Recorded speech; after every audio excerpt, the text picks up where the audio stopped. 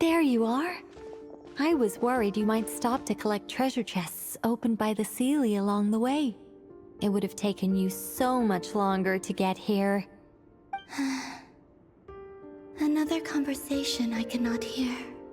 I am delighted to see that you understand what takes priority, and that your adventurer's instinct has not swayed your resolve. Really, I must applaud you for it. You should know. Paimon's head. Okay, I'll try and keep it short. My senses are telling me that this is where we shall find the entrance to the ruins. Oh, cool! Well, what are we waiting for? Let's open it up and see!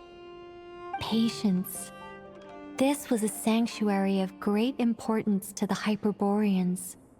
A special process is required to open the gate. Oh! Like the place that housed the Eternal Moon's marrow? Okay, so what's the plan? Need us to do anything? And just the short version, if you can. Ah. Alright then. I was planning to start with some background on the invention of these techniques. Are you sure you don't want to hear it? It's quite informative. Remember what you were saying about priorities? Fine. Simply put, we need 3 human representatives to successfully undergo a process of Kuvaki resonance. Think of it as a test from the 3 moon goddesses to see if the entrants are qualified, with the most recognizable qualification being Kuvaki. Pretty sure Lauma would ace that test. Oh, wait. But we need 3 people. I also have no doubt that the Moon Chanter would be qualified. But we would need 2 other people with the same constitution. Therefore, the most feasible method is not so much to follow the rules, but to figure out how the test functions and find a workaround. I've done some research, and it turns out the mechanism is rather crude. We'll simply need humans to stand before it who have sufficient Kuvaki energy within them. I'm with you so far. How do we get the Kuvaki in them? The easiest way would be transfusion. Take some Kuvaki from Nod Krai's soil, put it into the bloodstream, and get it circulating in the body. So we're going to cheat on the test? Precisely. There are other methods, but this is the simplest one. Cheating the system is much easier than trying to hide from it. Huh? Ah! Sorry? Does the idea of cheating upset you, Miss Lauma? No, that's not it. I suddenly had an idea. Oh, what is it? It's about Moon Prayer Night. I figured out a way for Kutar to join in the festivities. Huh? But as Paimon said, we need to have our priorities straight. Let's get back to the test. I'll follow up with Nefer on the festival arrangements. Oh, okay. Anyway, is this really the best method we have? A Kuvaki transfusion sounds dangerous, no matter how you slice it. If you think that's dangerous, wait till you hear the other methods. I'd be more than happy to go through them if you'd like. There are several. No need, we're good. Let's go with this one. Very well. Kuvaki transfusion it is. Now, I should mention that the risks can be greater or lower depending on individual compatibility. It would be rash to simply infuse the Kuvaki and hope for the best. If the body rejects it, the reaction can be quite severe. The symptoms are similar to another condition that some people living here suffer from, known as congenital Kuvaki sensitivity. So, before we execute our plan, I will perform a simple test of my own to see who is compatible and who is not.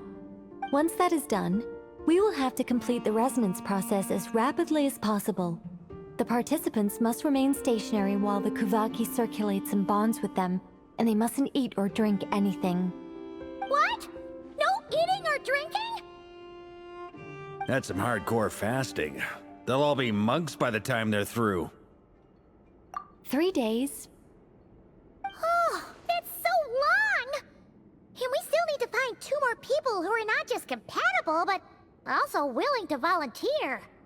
Fasting? What are they talking about? Really? Don't you want to think this through?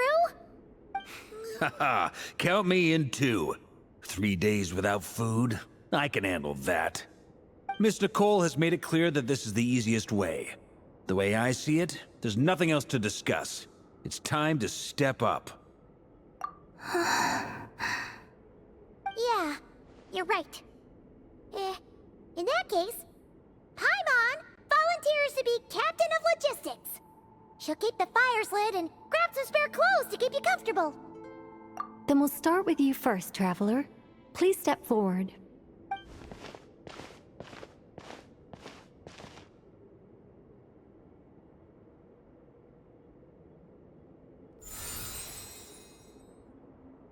How's it going? Do you feel anything? How about now?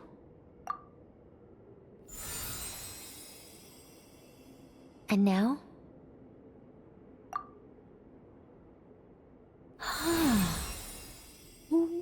What about now? You guys, it's not a competition, you know. All right, I'm officially impressed. Even as a descender, you can withstand far more than I imagined. It's like I summoned a giant stone titan to arm wrestle you, and your arm hasn't even moved an inch. In my last attempt, I infused 5 times the amount of Kuvaki required. Yes, safe to say, compatibility won't be an issue for you. You're eligible to join. You're next, Mr. Varka. Sure, here goes nothing. All right, I'll start where we left off. 5 times the required Kuvaki dose. Whoa, whoa, whoa, hey, wait a minute. How's it going? No, not great. I kind of want to puke. Feels like I've been drinking too much. A few bottles of wine, then a big stein of Dark Horse, with some hard liquor from Liyue mixed in. You think this is funny? I just lost to a young lady in an arm wrestling contest. I'm never gonna live that down. My apologies. I'll lower the concentration and try again. Oh. How's it going now? I'm not as dizzy as last time, but I can still feel it pulsing around. In that case, you wouldn't be an ideal choice, Mr. Varka. Let's try someone else. Okay, let's go ask some of our other friends then.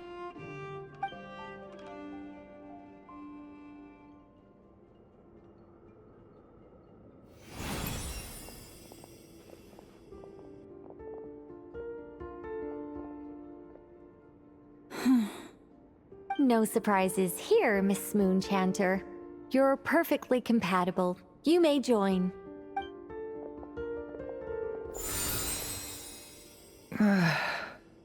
I'm getting a slight headache. Shame. You were so close. Whoa, time itching all over. Allergic reaction. We can't have that. Huh?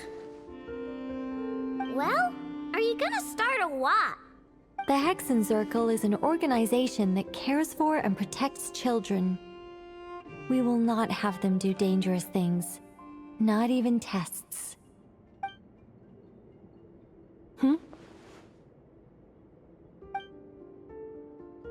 Is something the matter? The candidates have to be human.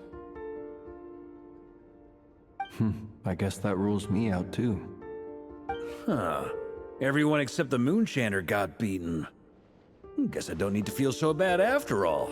I mean, looks like this isn't gonna be as easy as we thought. Perhaps I could ask for volunteers among the Frost Moon Scions. I'll see about talking to some trusted Lightkeeper colleagues. Itlua springs to mind. In fact, I think we had some former Frost Moon Scions join our ranks recently. Can you give me the sign scientific explanation for how the test works, I can probably make some kind of test bot. Then we can just zip through Nasha Town, going up to people and pressing a button to check their status. Wouldn't that be way easier? No. Wow! No elaboration for once. How about I contact the Knights of Favonia's garrison in the Wave Chaser plane? Shame that Lohan's already left. That guy's even tougher than I am. Strange. The moon goddess is clearly revered by many people. So why is she on the brink of disappearing? She mentioned that the world has rejected her from the very beginning.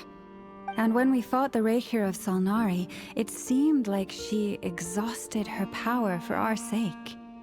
Also, Paimon's not sure revered is the right word for how people feel about her.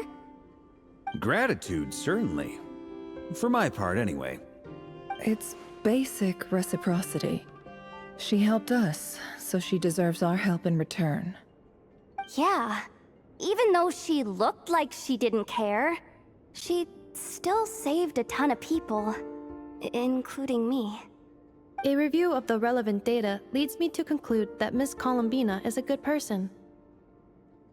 Yep, you bet! They really think so? I'm super surprised that Columbina isn't her actual name, though. I think it really suits her. It's light and graceful and...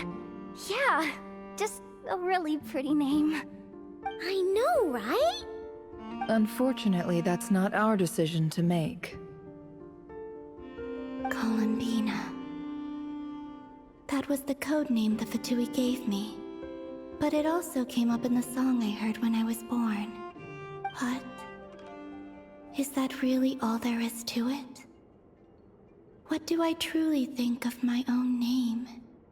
Is there anyone left who will still call me by that name?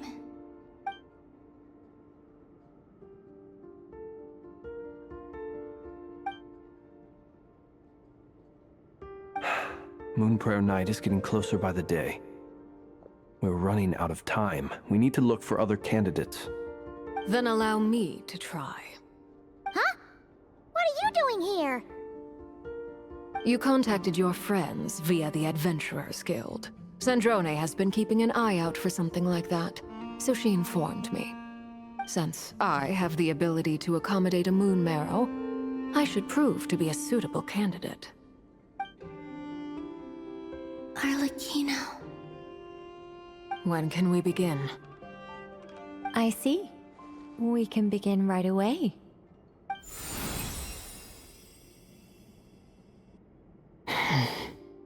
How was it? Did you feel any discomfort? Not at all. Then it seems we shan't need to look for additional candidates after all. Great! Cool. Alright, like Paimon said, the rest of us can take turns making sure the three of them stay warm and comfy. Then, my job is to take care of the caretakers. I will ensure everyone receives food and accommodation. I'm ready as well.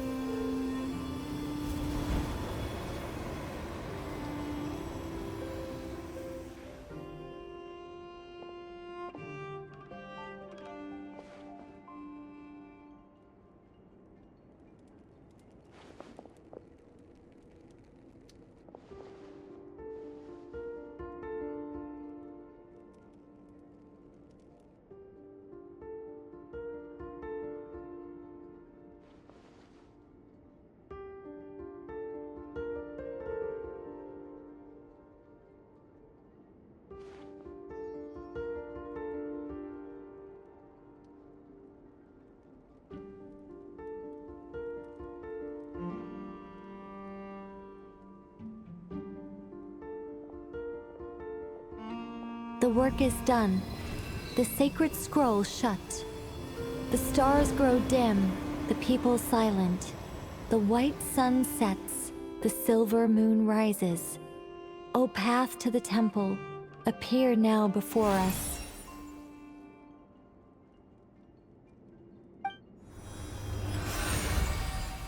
Wow! It So that's what all this is about. They've been trying to open this gate. Come, let us enter. It might be best to eat something first. Take care to chew properly and swallow slowly. It will give your body time to readjust to the digestion process. They will head in soon. They will need to enter this gate.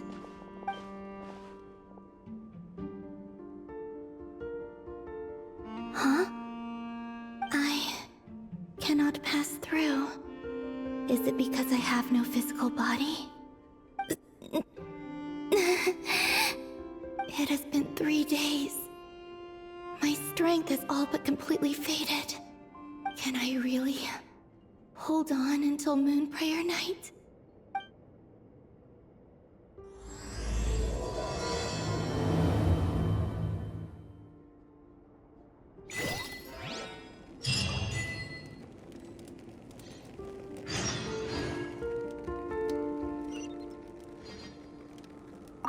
I have confirmed that you are all in good health. With that, my work is now complete. Congratulations are in order. It's good to know you're all well. Puts me at ease.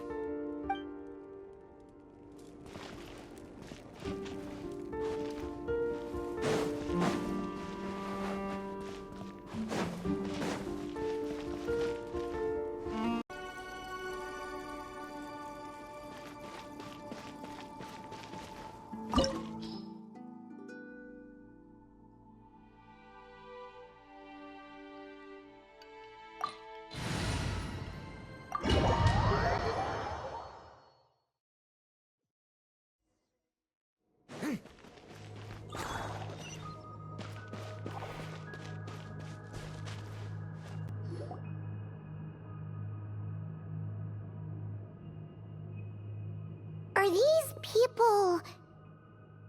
Judging by their clothes, they appear to be phantom Hyperboreans from the distant past.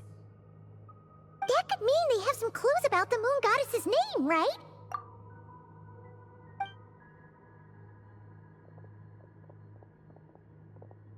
Hey there!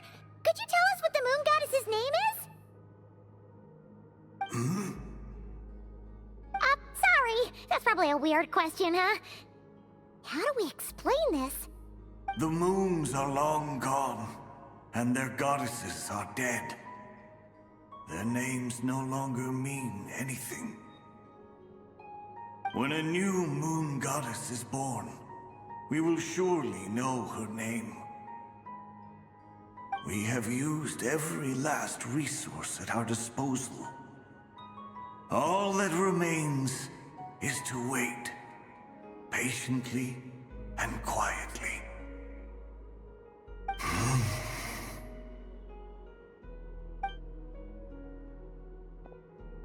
Were the people of the past all this devout? It looks like this phantom doesn't intend to converse with us any further. Surely the new moon goddess he speaks of must be Columbina.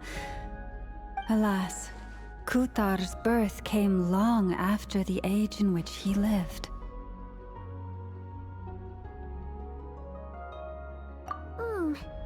But, maybe if we find a phantom from a more recent age, they might know Columbina's real name. True. Keep an eye out. We should be able to tell which era they're from by the clothes they wear. Yeah, you've been pretty talkative this whole time. What changed? Oh, nothing. I'm fine. You all make good points. When the Hyperboreans speak of moon goddesses, they mean the three from truly ancient times. I can't imagine they would know anything about our current moon goddess. There once was a time when the moon goddesses blessed them greatly and protected them from harm. So, when the war between the gods and dragons plunged the world into chaos, it seems they looked once more to the moons for help, praying for a new goddess to be born. Yeah, that checks out. Let's continue on. Who knows what else we may discover?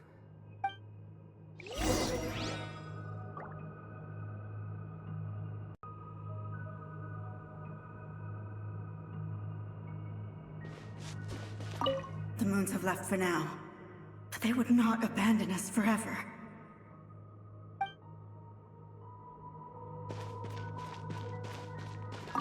When the moons rise again, we shall receive their protection once more. Even in the darkest hour, there is always a way out.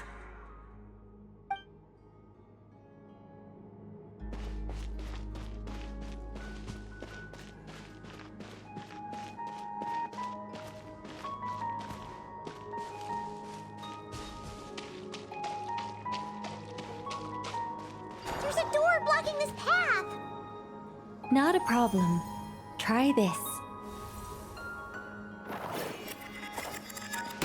Whoa! How did that door suddenly collapse?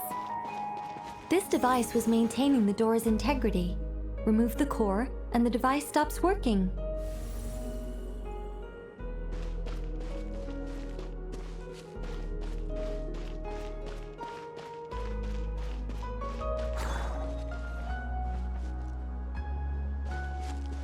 Is this our destination?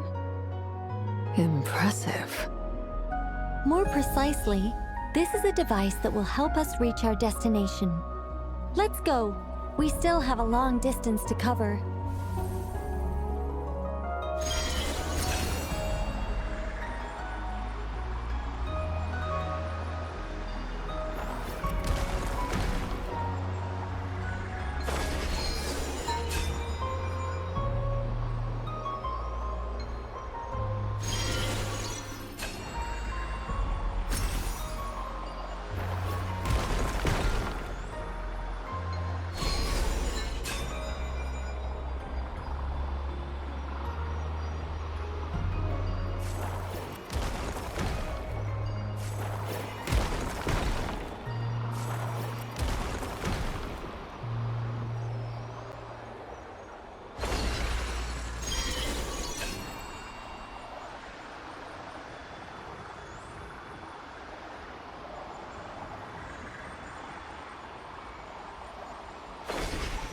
The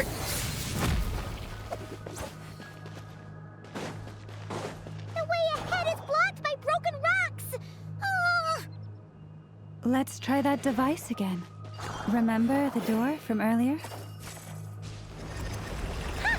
So it works in reverse, too!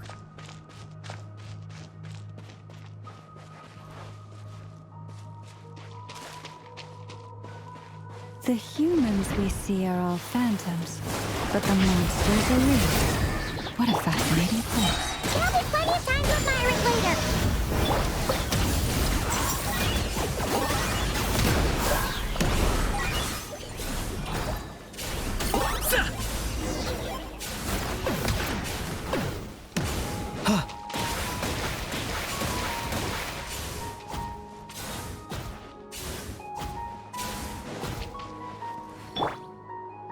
Everybody stand back!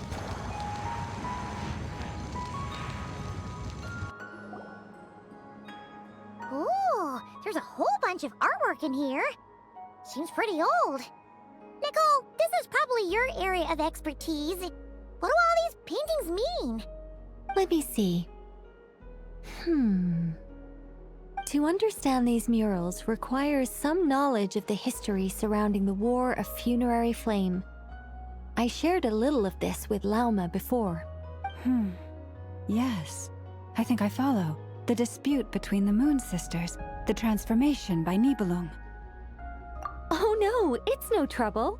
I'd be delighted to share the tale again. Alright then. Tevat's 3 moons and their goddesses were brought into being by the will of Nibelung, the then ruler of Tevat. But when the heavenly principles came, they changed the world completely, down to its very foundations. The moon goddesses were nowhere near strong enough to challenge this entity. But the heavenly principles did not view them as heretical entities that had to be removed. Essentially, the 3 moons existed to keep this planet alive and operational, which did not directly conflict with the heavenly principles' aims. Nevertheless, the inherent precariousness of this arrangement would soon be revealed. Nibelung returned. Yes. He did, and thus began the War of Funerary Flame, a battle for dominance between Nibelung and the Heavenly Principles.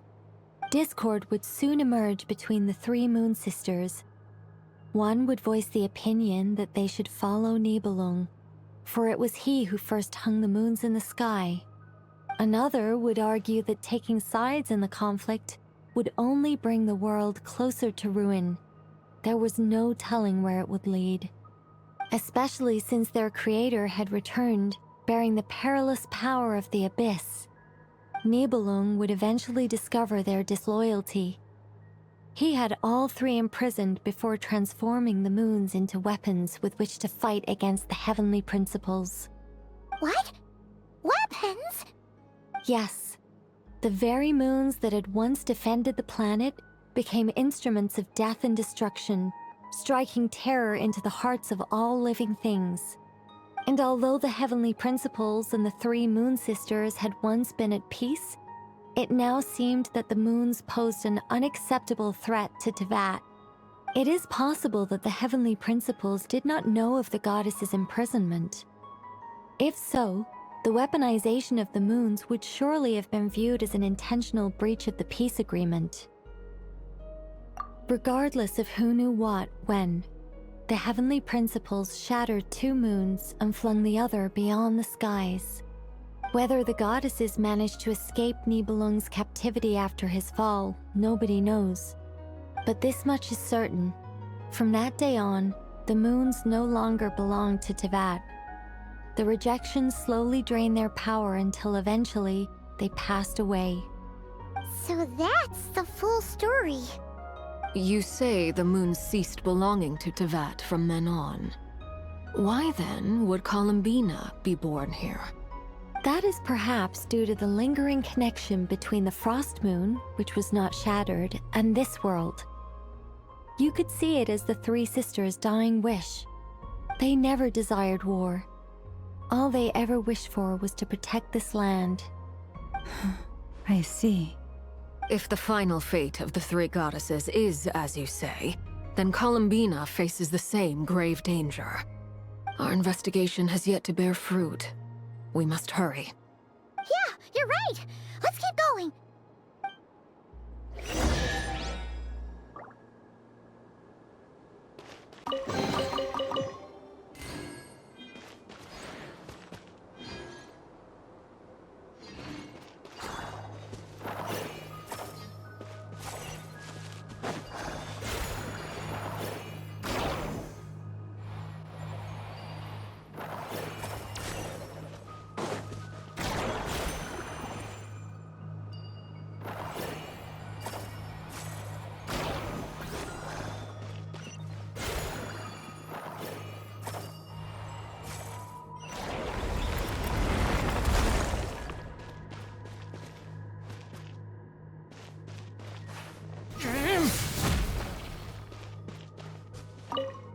Should we trust him to keep his promise? We have to. There's nothing else we can do.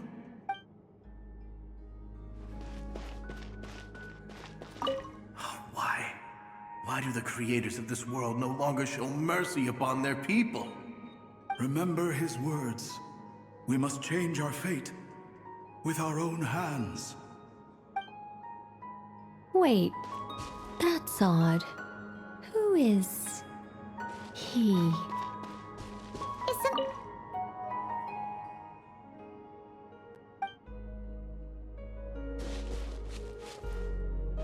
No, not really.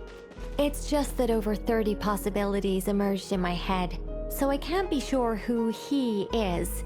It's been too long. My memory isn't as sharp as it once was. Okay. 30. Wow. Impressive.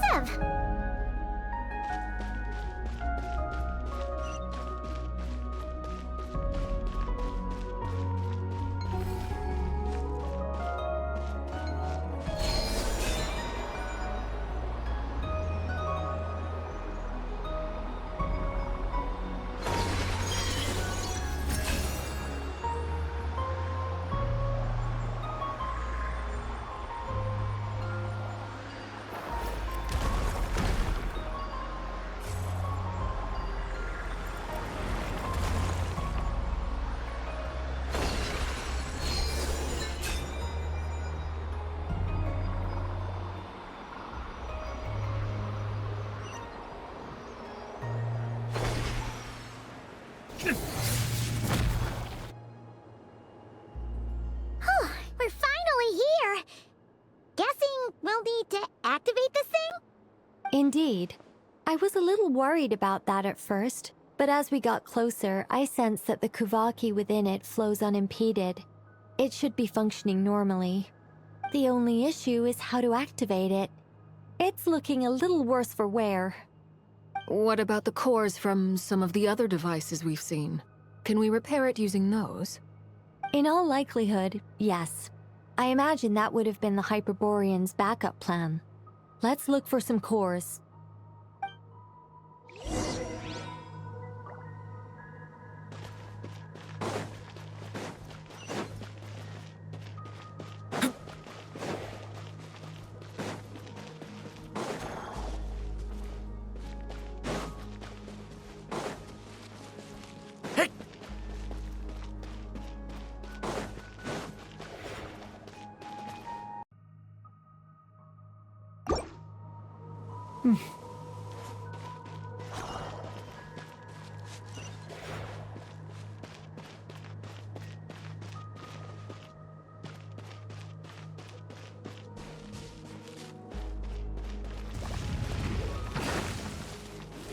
Leave it to me! Locked on!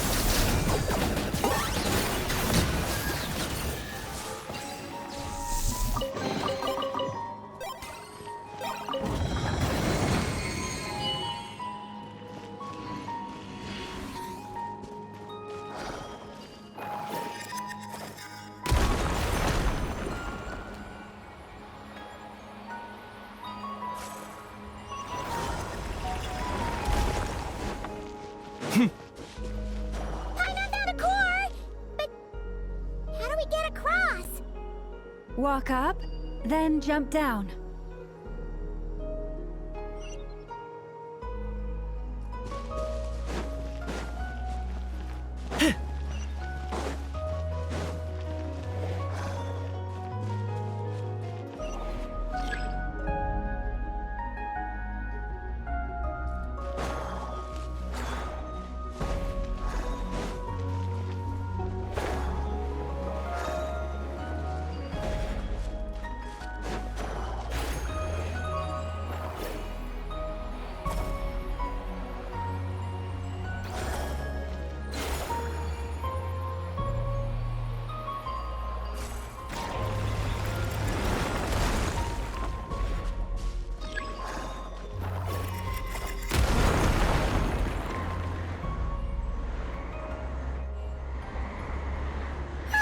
That should be enough cores.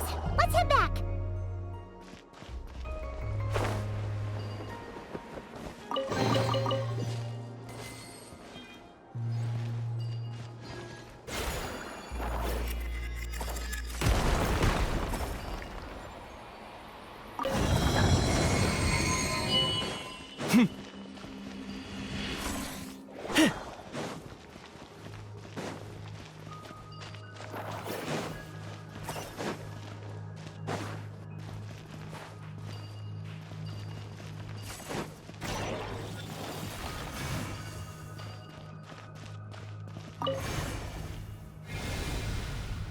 The device is up and running. It's hard to believe that the ancients were capable of constructing such things. Paimon sees our destination! It's right up ahead! Yes, let's go.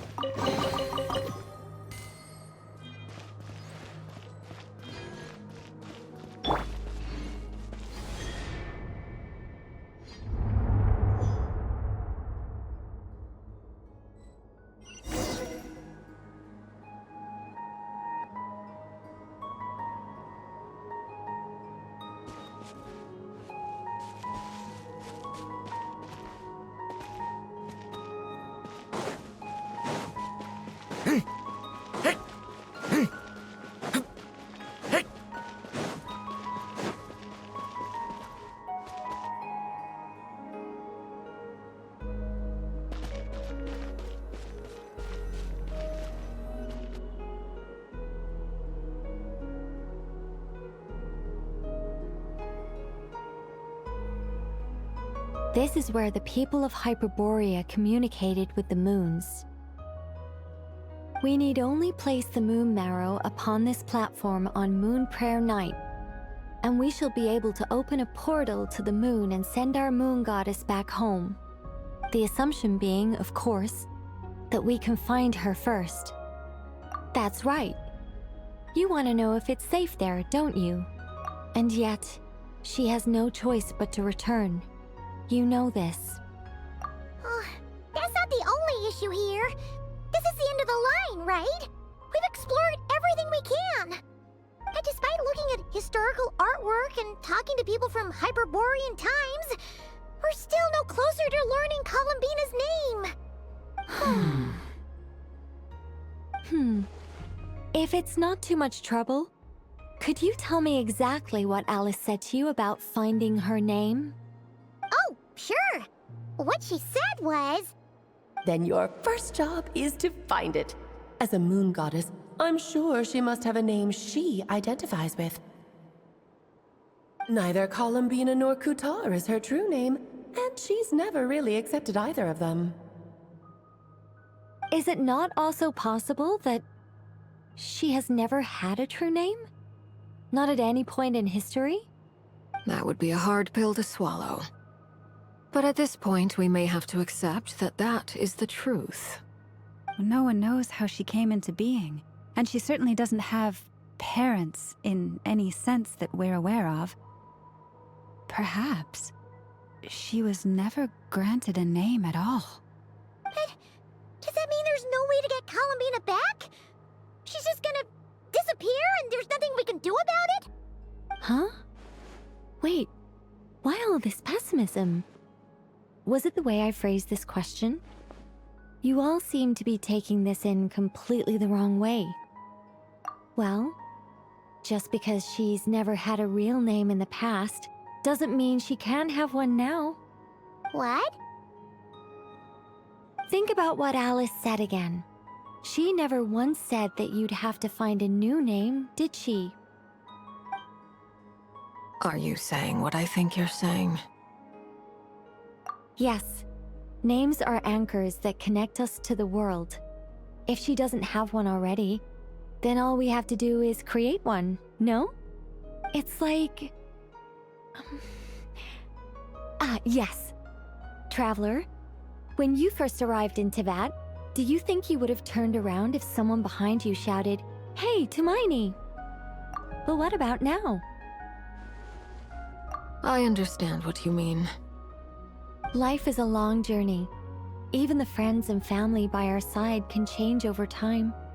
When people call you by different names, what matters isn't so much the words themselves, but what they symbolize. And of course, whether that resonates with you. Lumine. So, close your eyes and picture the moon goddess in your mind. If you were to call out to her in this moment, what would you say? Columbina. Columbina. Paimon would call her Columbina too.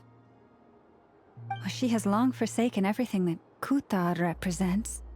I think from now on I should call her Columbina too. Well, it sounds to me like you found your answer. Are you sure? Is it really that simple? We haven't found her this whole time, and not for lack of trying. For a journey like this, the process is every bit as important as the outcome. Had you not searched far and wide, rejecting every other answer you were offered, how could you have come to an answer you felt was finally correct? Oh, it all makes sense now. This has Alice's fingerprints all over it. Are you suggesting that Mage knew from the start that Columbina never had a real name to begin with? I can't say for sure. But I can definitely imagine her chuckling in satisfaction somewhere right now, saying, "Ah, what fun." Llama! Your antlers! You should hurry. The festive moon has begun to rise. Do not worry, for when you called the name Columbina just now, I could sense that the power within was enough to summon back the moon goddess. The power within what? The name? Yes. So, the thing is...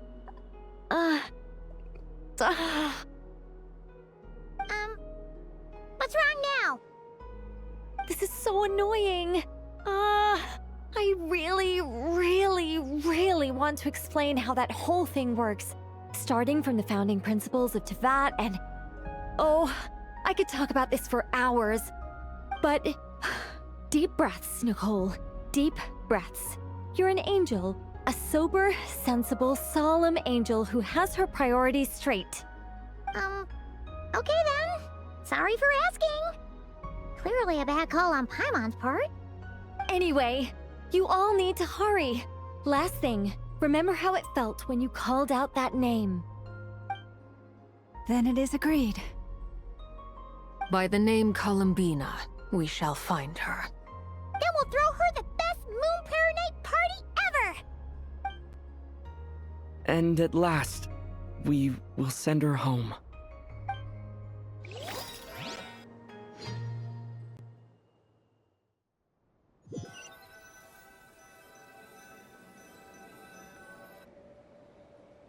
I can barely move anymore.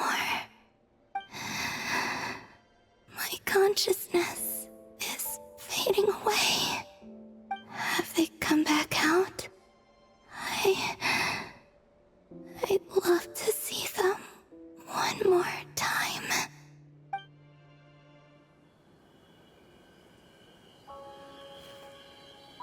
They didn't make it.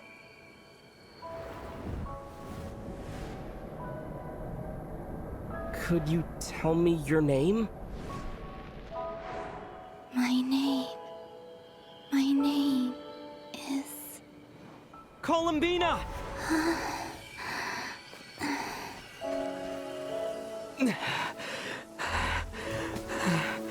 Columbina! Are you here? Columbina!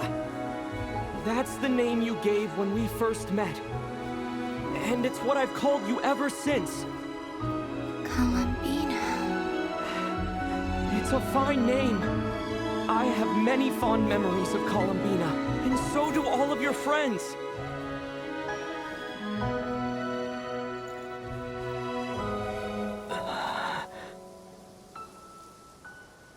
If you like this name...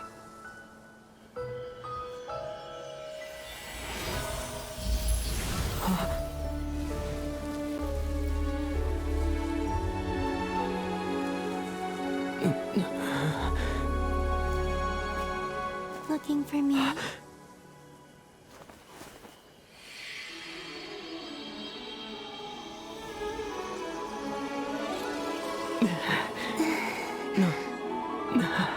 like it. You can carry on using it. My name is Columbina Hyposelenia.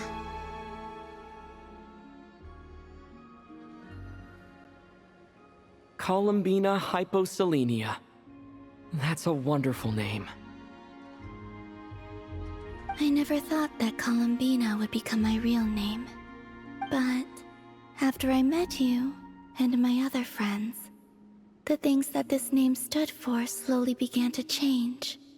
It went from being a Fatui code name to something my friends call me.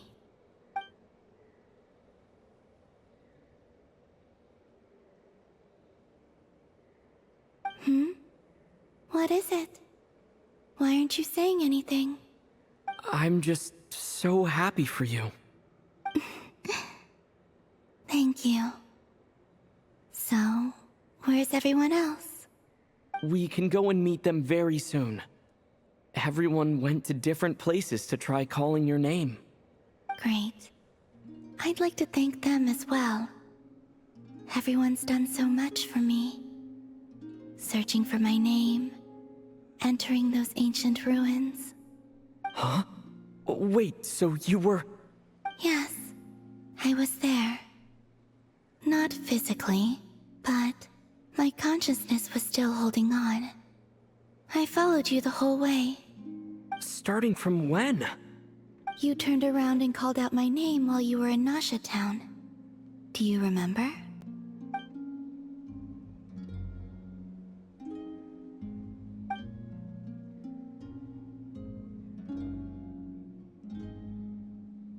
Let's go. We don't want to keep them waiting. Sure. In that case, come with me. But... Hmm? Before that... Could you call my name one more time? Sure. Come with me, Columbina Hyposelenia.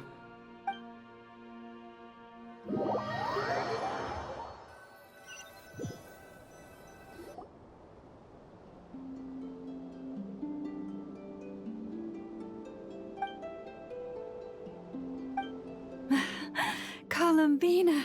Oh, this truly is wonderful.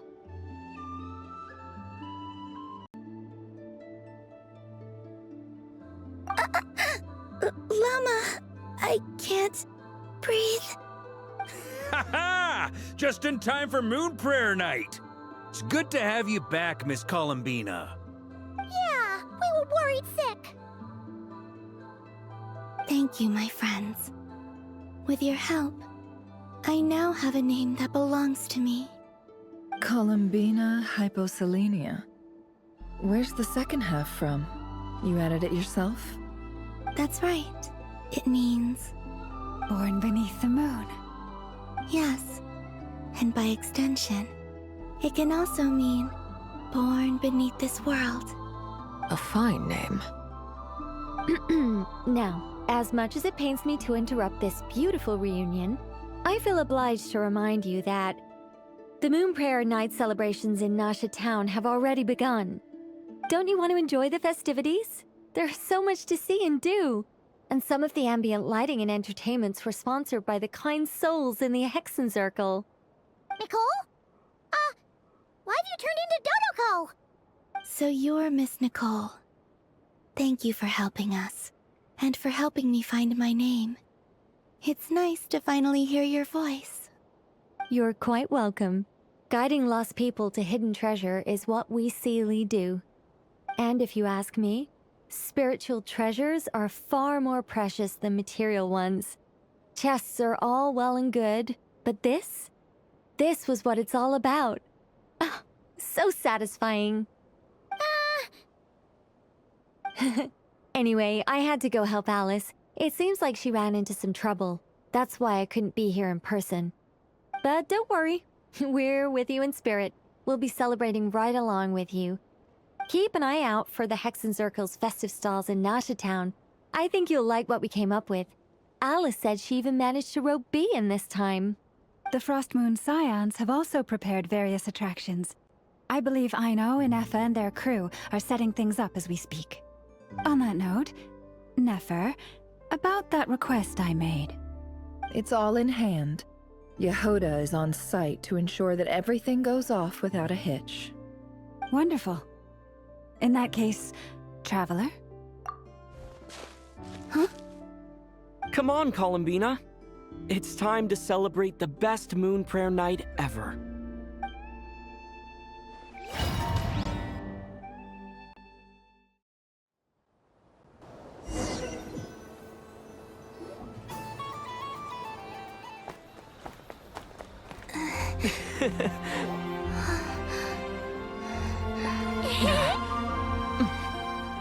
Hey, young lady. Would you like some Moon Prayer Night candy? Happy Moon Prayer Night. Oh, yeah. I almost forgot to say. Welcome home, Moon Goddess.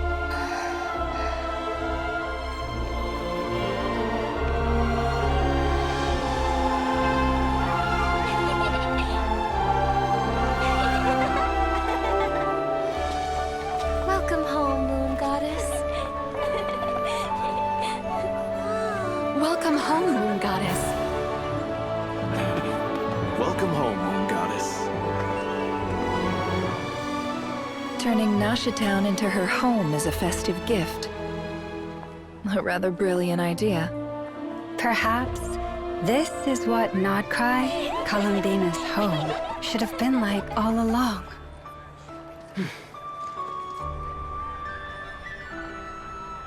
Thank you for the gift. I like it a lot.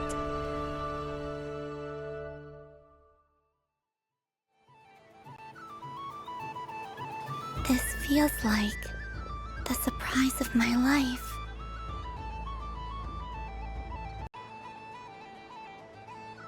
I do. I never imagined I'd ever get to enjoy Moon Prayer Night with everyone so freely. If you're happy, we're happy. Quite a strategy you came up with. Hide the tree in the forest. It's not your usual style, Lauma.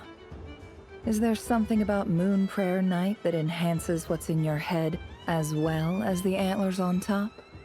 Apparently so. It even inspired a perennial penny pincher to use their resources for a greater cause. It truly is a magical festival.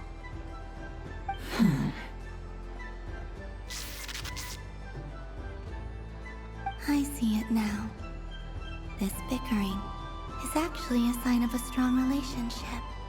Huh? What's everyone doing here? Oh! Miss Columbina, you're back! Yes, I'm fine now. Thanks for your concern. How's your progress with Alice's assignment? Very well indeed. I've never heard her sound so excited. Not like this. This time her excitement seems more serious. Seems like she's had a major breakthrough. She said she'll contact us once she knows more. In the meantime, we're free to relax and have some fun. Enjoy the time off while it lasts. I have a feeling that our next task won't be so simple.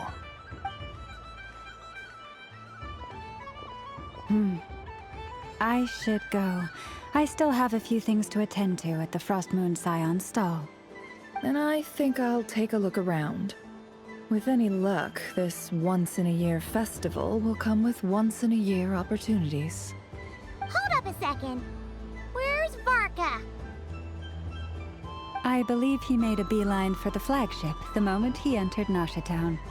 Ah, that's Mondstadters for you. They know what they want when festivals roll around. Goodbye for now, Columbina. I hope you have a wonderful night. I will.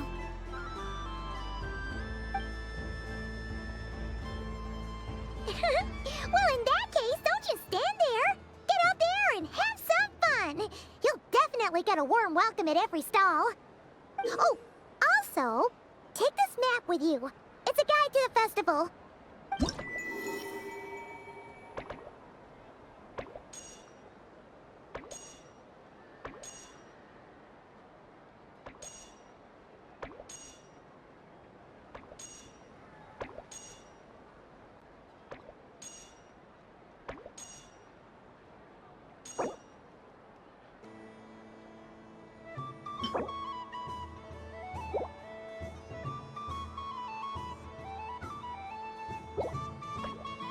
The Frost Moon Scion stall is over here.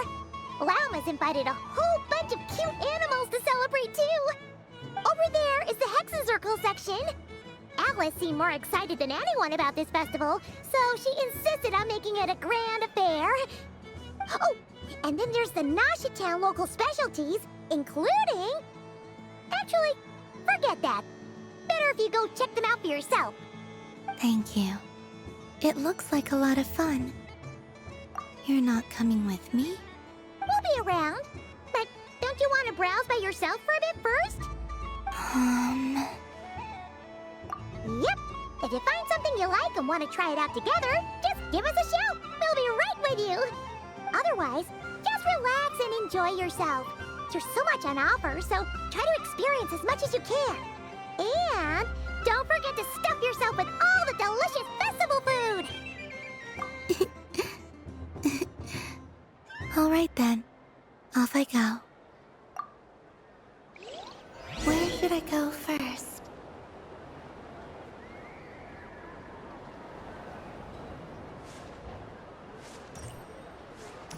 There are so many attractions here. Since I rarely get out, I might as well make the most of it.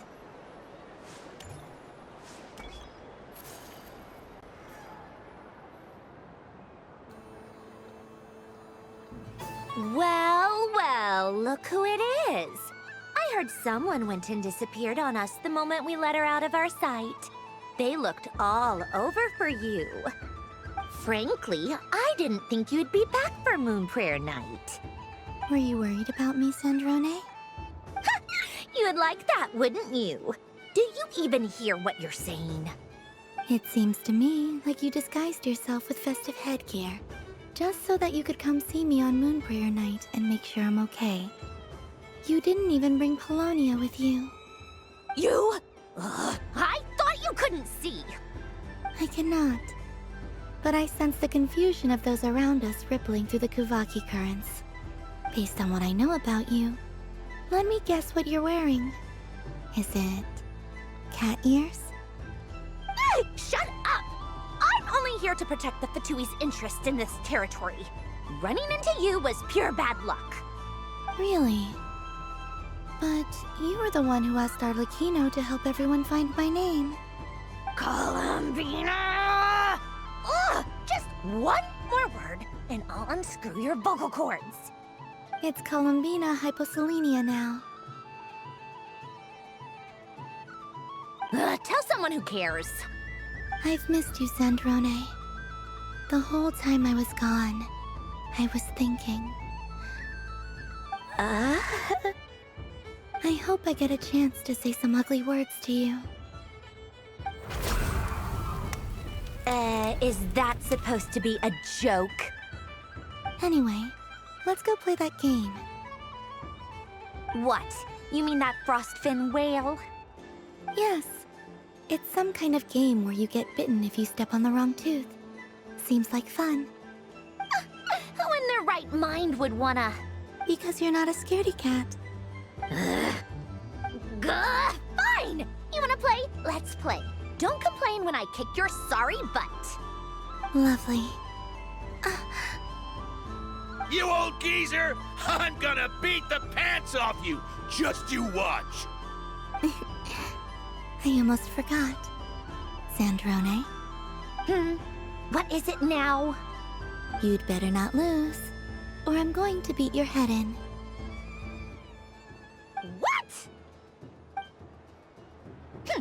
Allow me to demonstrate since I'm feeling so nice. You just step on the teeth, like this.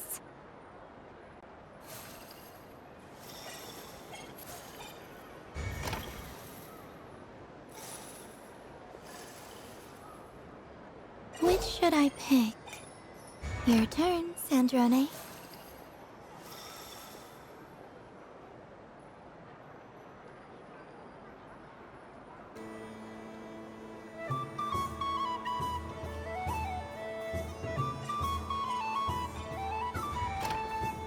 Don't come crying to me if you get bitten.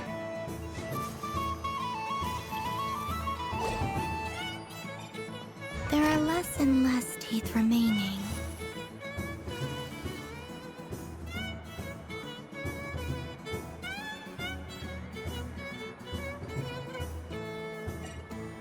Huh?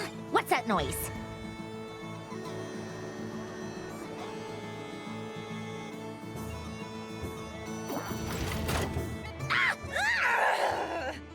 I think you might have picked a bad tooth, Sandrone.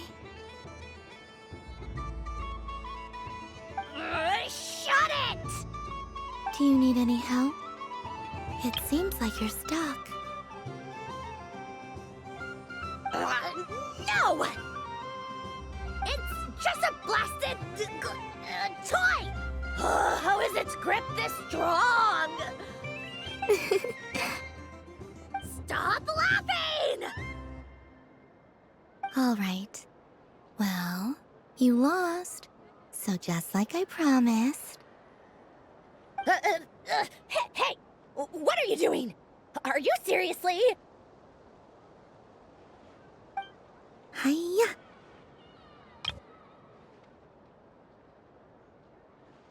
Why, you...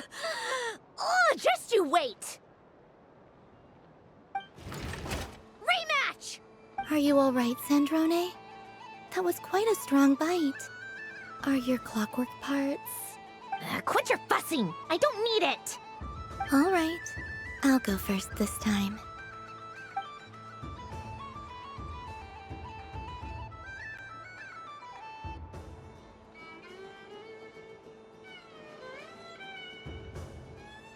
I see it now. She can sense which teeth are rigged. So I just need to avoid the same ones that she does.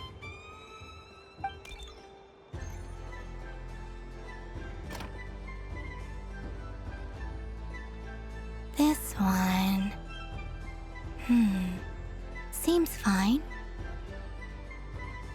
She avoided that one then? Now I've got you. All right, my turn.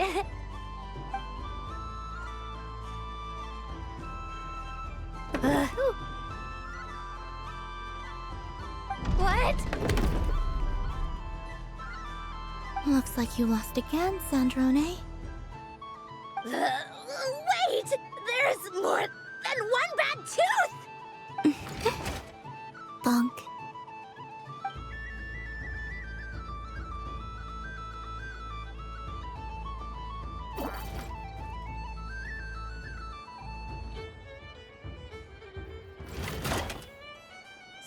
Stupid game! What idiot came up with this?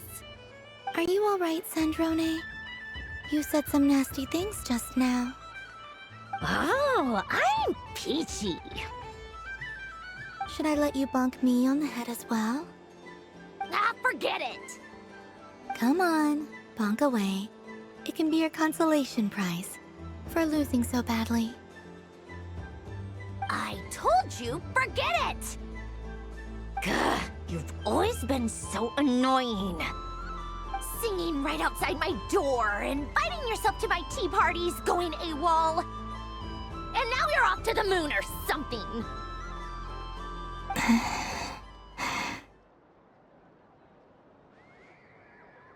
Of all my days with the Fatui, the times I spent with you, Arlecchino, and Rosaline, they were my favorite. I will not forget them. Just as I shall not forget this moment. We'll always be friends, no matter where we are, right? Who'd want to be your...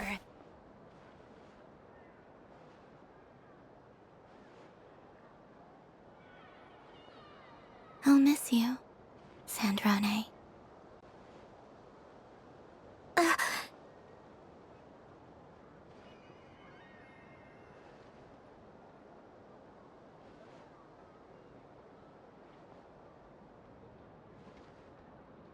Goodbye, Sandrone.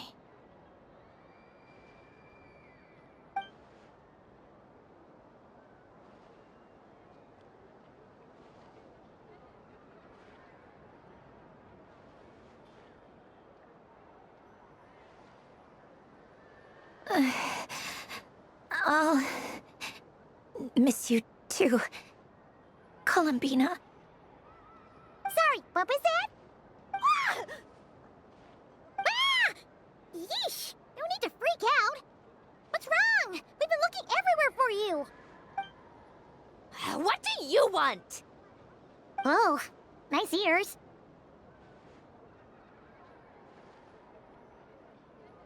What do you want? This! Huh? It's your turn to draw something. You're one of her friends too, aren't you? Doesn't know how lucky she is.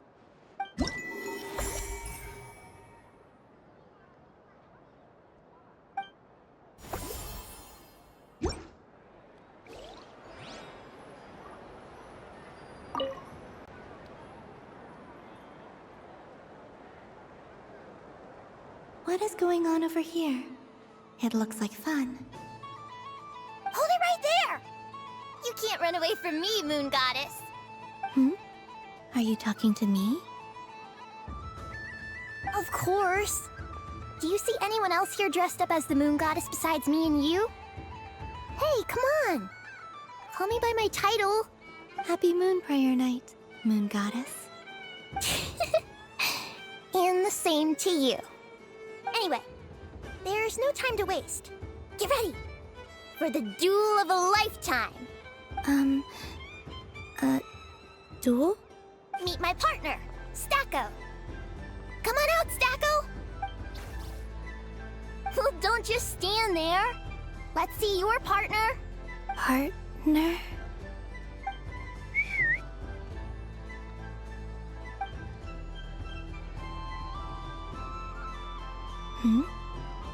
So I need to select a partner and command them in battle. Partner. I need a partner.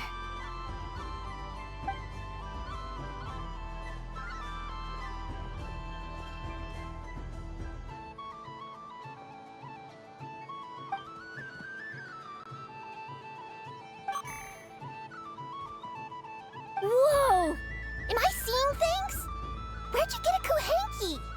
They're super rare. That's great. But you can only bring one partner to battle against me and Stacko. No ganging up allowed. They all look so eager to be picked. Which one should I choose?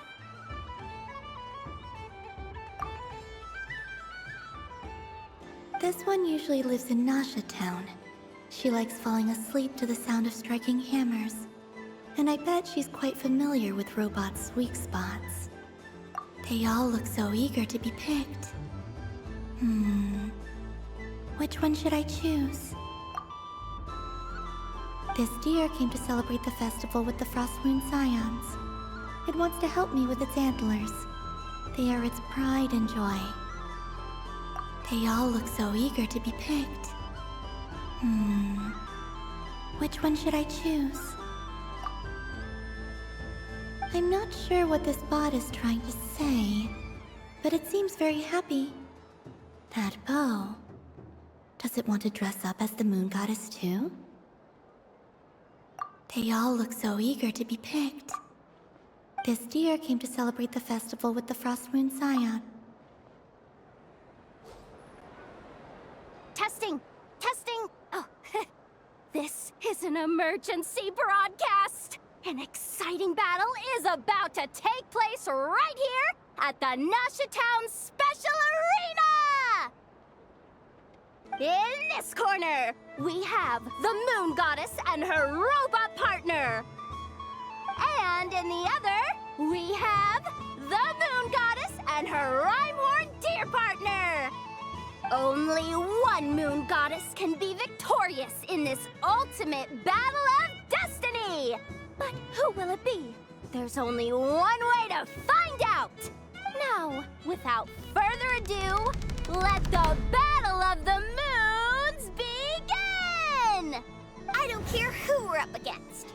Stacko and I ain't gonna lose. Let's strike first. Stacko, formation shift. Ho-ho-ho! The robot has kicked things off with a change of formation. But how will this affect the battle? Nobody knows. The other party chooses to attack.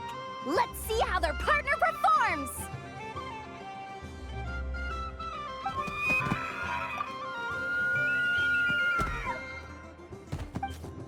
Stacko! The attack lands! And if those sizzling sounds are anything to go by, it was very effective. Okay then. Stacko, maintain formation and enter your empowered state. Empowered state? There we go. Now we're talking. Absorbing the immense Kuvaki present on Moon Prayer Night, this lean, mean machine has greatly increased its offensive power. Oh, they chose defense, but Stacko's about to attack with full force. Is it too little too late? The battle is heating up fast. I'm about to start sweating machine oil over here. Go for it, Stacko! Set Kuvaki to maximum! Can their opponents withstand this blow? And what will this moon goddess do? Don't be afraid. Fight however you wish. What the? The Rhyme-horn deer's antlers are glowing! It absorbs the Kuvaki from its opponent and uses that same power to deal a devastating counterattack! There goes the robot's formation! Stacko! Oh, Stacko is down for the count! Our winner is the Moon Goddess! The slightly taller one, I mean. You did your best, Stacko. I'll take you to Ainos for a checkup right away, don't you worry. Well, you beat me fair and square, I guess. Honestly, I underestimated you. Won't make that mistake again. I think my partner deserves most of the credit. Just you wait. When I'm a little bit older, I'm gonna come back a whole lot stronger. You ready for a rematch?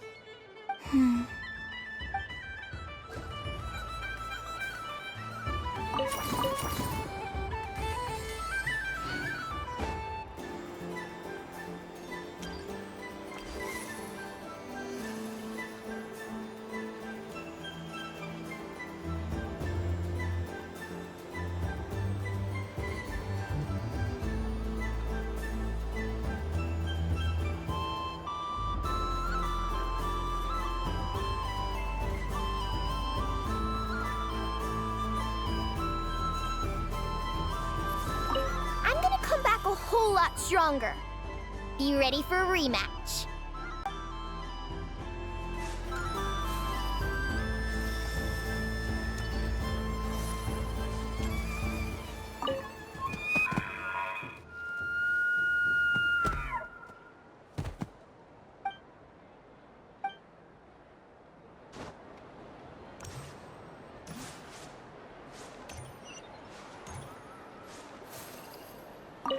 What's there to see on that moon anyway? Let her go up there and cry alone. See if I care.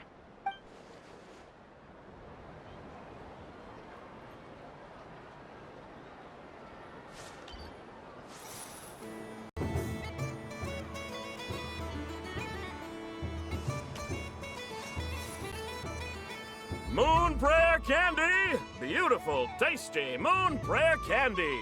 Buy a whole box, share it with your friends and family! Candy? To share? I wonder what flavors everyone would like. Welcome home, Moon Goddess. Fancy a box of Moon Prayer Candy? Sure. I knew you would! Now, what flavor would you like? I'm not sure. What flavors do you have? Is this for yourself or as a gift? A gift for my friends. Ah, I see. In that case, I'd recommend apple, lockaberry, or midsummerberry. Those are the most popular. Do you have nocturnal blossom flavor? Huh. I've seen couples give those as gifts before, but I did not know they were edible. No? Okay then. Moonfall silver? You did say this was for friends, right?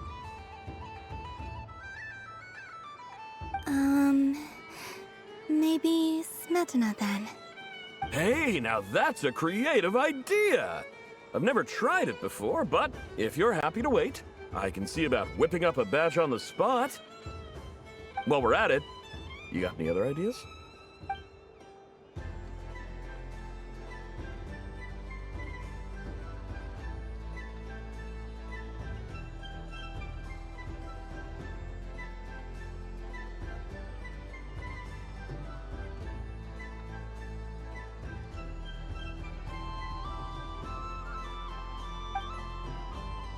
Here you go. Every flavor you asked for is in there. Thank you. I should be the one thanking you! You brought me a whole bunch of new business. It's like a genuine blessing from the Moon Goddess. I hope you and your friends have a lovely night.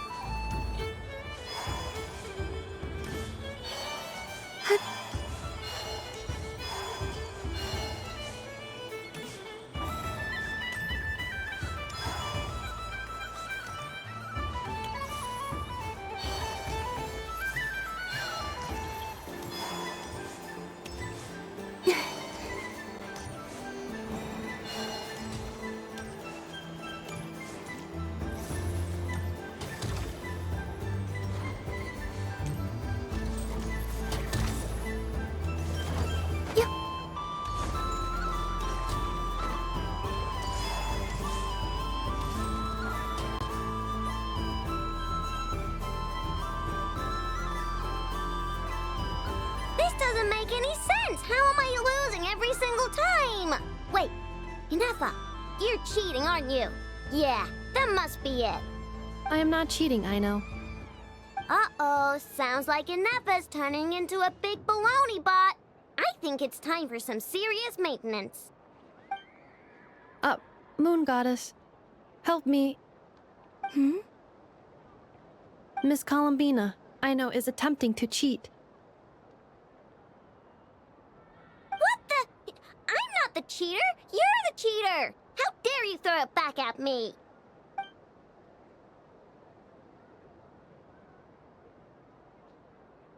All right, fine. Let's all laugh at I know.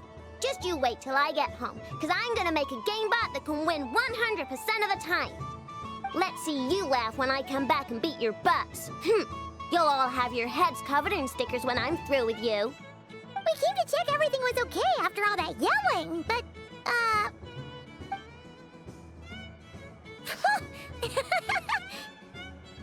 Whatever it is, it sounds like cheating is allowed. Kuhenki concentration. Each player starts with differently colored Kuhenki. Each round, they draw one Kuhenki from their opponent. When a player has two Kuhenki of the same color, they make a pair and can be discarded. Any that can't form a pair must be kept. The round ends when a player can't form any more Kuhenki pairs, and that player gets a sticker.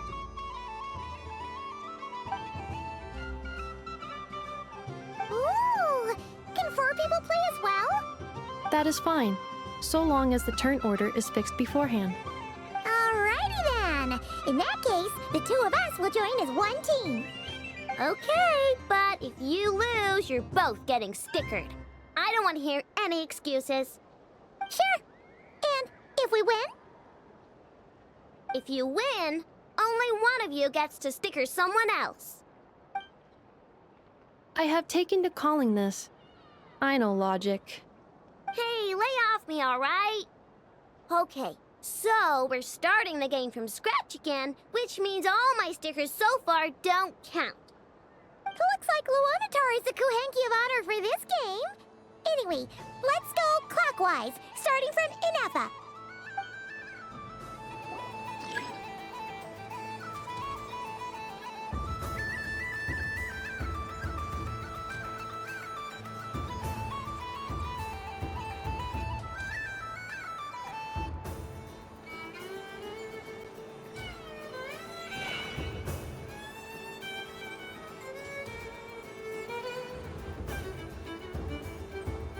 Nice! That's a pair!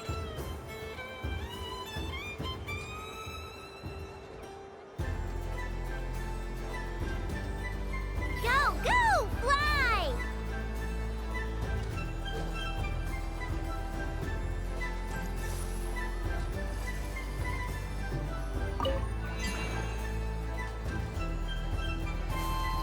Go on.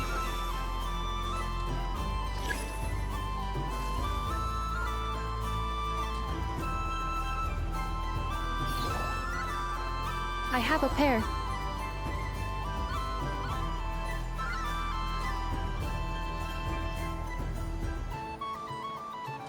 Uh-oh! We gotta pick up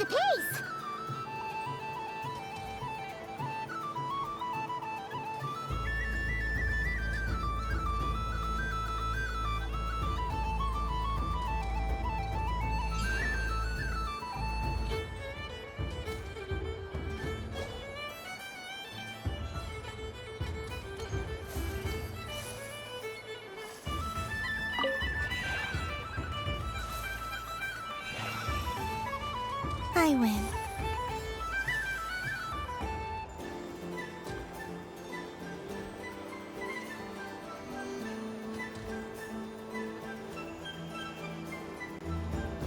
Phew, that was too close. I thought I was gonna lose. Good luck, everyone. Ah, we're out!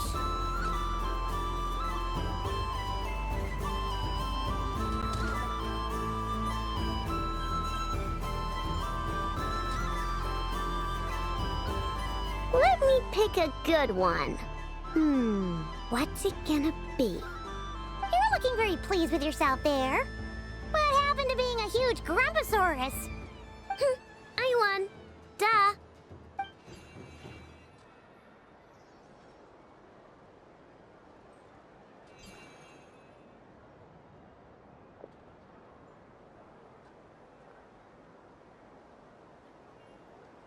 Oh, me again? Don't fidget too much, Ino, or the sticker's going to fall off. I don't care. If it falls off, it falls off. If a pair of Kuhengi get discarded, why not a pair of stickers? Huh? Huh?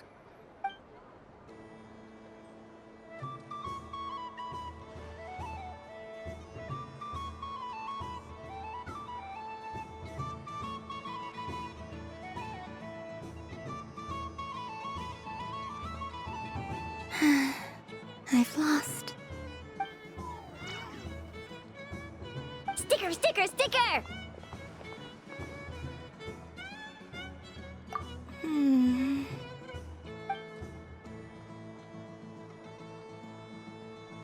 Cute! You think so? Shame. I can't see it for myself.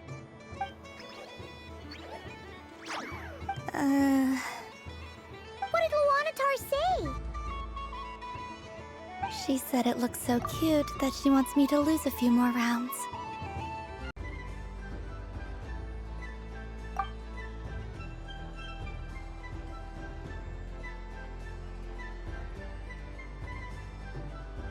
Who put these stickers on Paimon's eyebrows? Ugh, she can barely see! Alright, now, I think we got enough evidence to prove that there's a serious problem here. Yes, I agree as well. The culprit is... Inefa! Culprit? What did I do?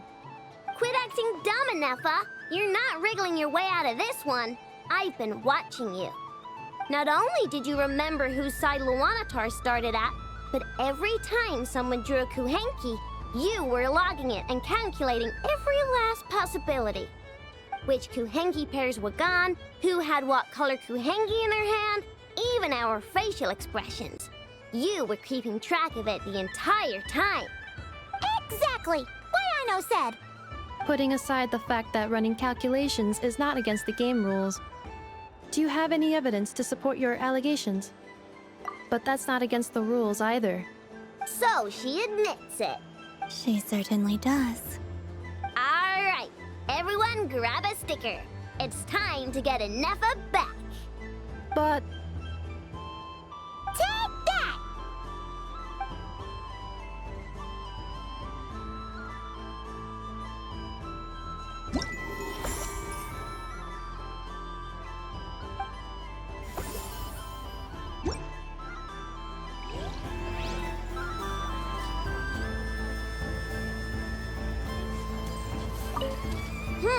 I'm never playing games with you ever again, Inefa. Ooh, moon prayer candy? Sweet. Is it okay if I grab a whole bunch? Psst, Columbina, turn around. Use your huge cloak to block Inefa's vision. Yum. Oh, this one's even yummier. Ugh, the flavors are blending in my mouth. Ew.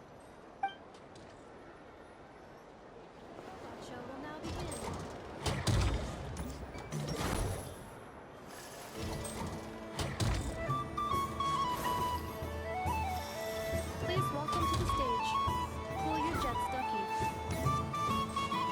Combining precision engineering with water cooling technology, this high-performance sprinkler fires powerful, controlled balls of water for up to 14 seconds at a time.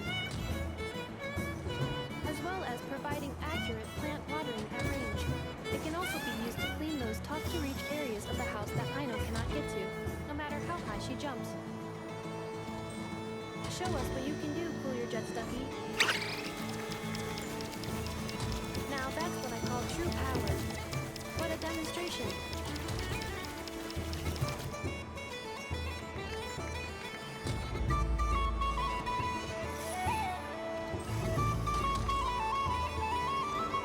Dealing with stage waterlogging. Task complete.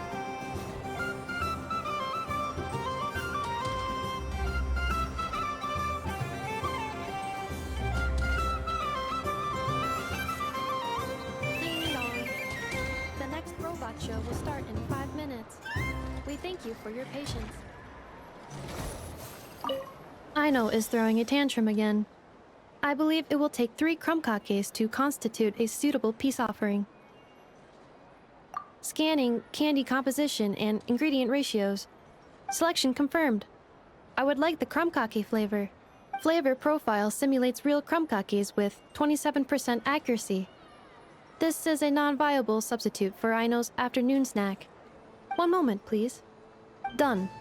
Please sample this freshly baked crumb-kake, Miss Columbina. The robot show will now begin.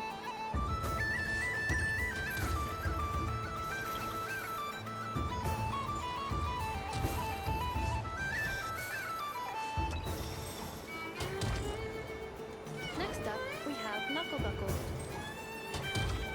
This armed domestic robot utilizes multi-sensor fusion technology to provide 24-hour security and environmental parameter monitoring. Duster mode redefines the meaning of dusting, providing our companions with a holistic, thorough, and effective cleaning service for the long term. Take it away, Knuckle Buckle.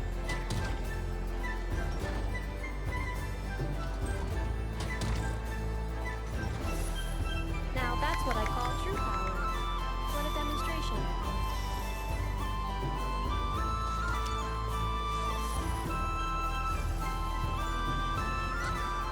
Clearing stage of Kubaki stamping die. Task complete.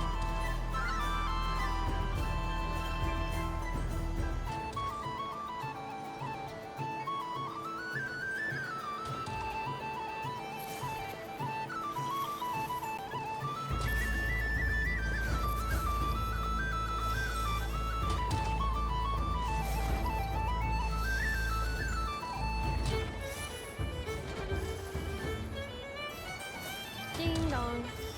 The next robot show will start in 5 minutes. We thank you for your patience. Aino is throwing a tantrum again.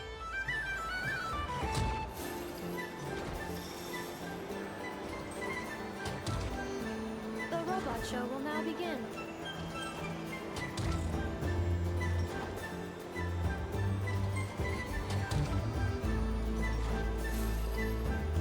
Now, let's see what Crumbclink 70% Sweet can do for you.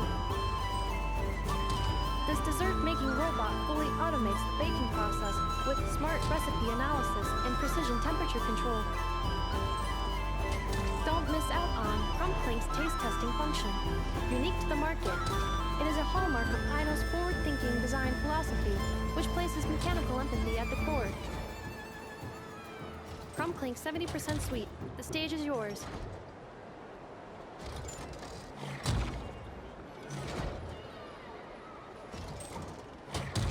Now that's what I call true power. What a demonstration. Converting excess desserts into energy. Conversion complete. Ding dong. The next robot show will start in 5 minutes. We thank you for your patience.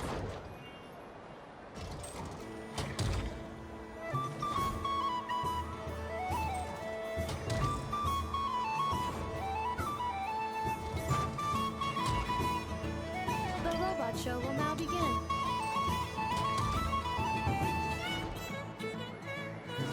Now showcasing Zip-Zap Spybot number 1.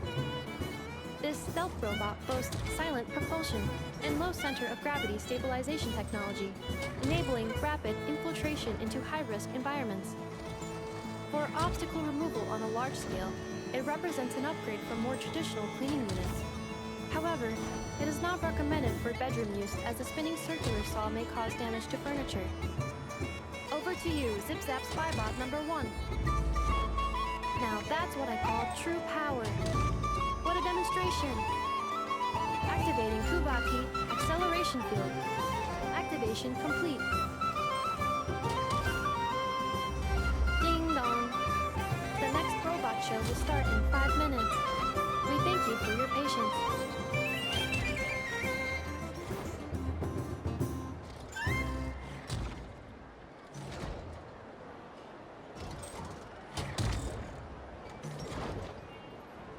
The robot show will now begin.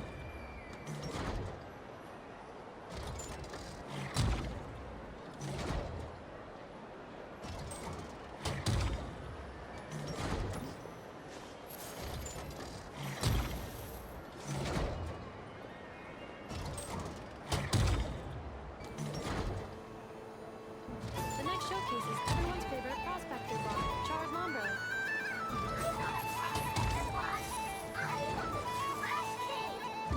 This is a special sorting bot that can sift through useless trash and pick out valuable treasure. Its manufacturing history remains a mystery, but Aino and I are both delighted that it has joined the craft shop family. Now, how about a demo, Chard?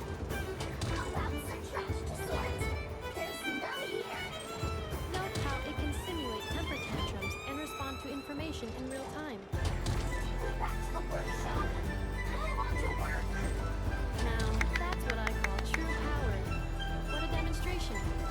Now, syncing navigation route with Little Chard. Sync complete.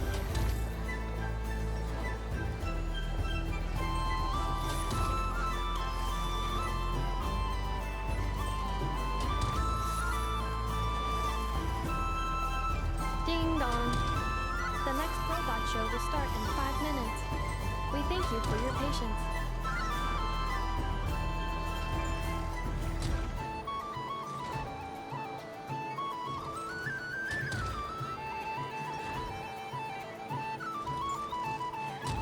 The robot show will now begin.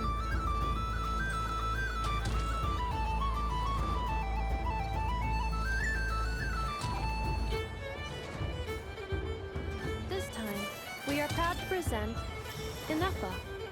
That's me. I am a multifunctional robot for domestic application, integrating smart cleaning, precision cooking, a mode of communication, and various other modules. When necessary, I can autonomously deploy the multi-purpose Smart Assistance Unit, Brigida, to ensure the safety of important personnel. This includes the just-in-time pickup of candy wrappers and similar items to prevent Aino from tripping over them. We weren't supposed to mention that.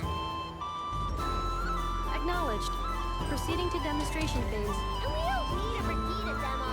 Everyone's seen her already. Roger. Amending demonstration program. Moonlight detected. Kubaki ready. Aino, let's go home. Wait, that's not what I meant.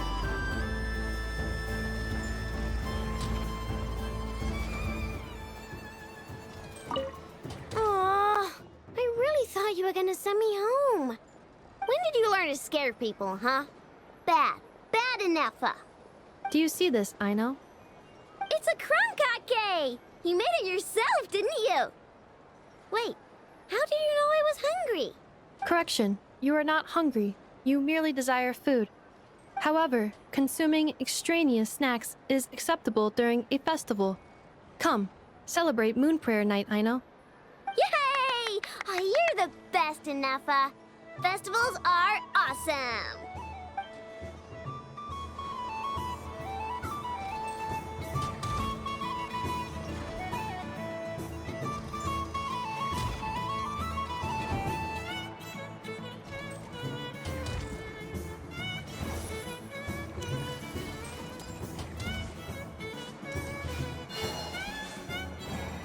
What's there to see on that moon? Let her go up there and cry alone. See if I care. You're giving me candy? That isn't like you. This had better not be some weird prank. Coffee flavor? I thought you hated coffee. It's extra strong too. Huh. You didn't do all this just for me, did you? Hey! Don't take it away! I never said I didn't want it. I mean, you can't unmake the candy now.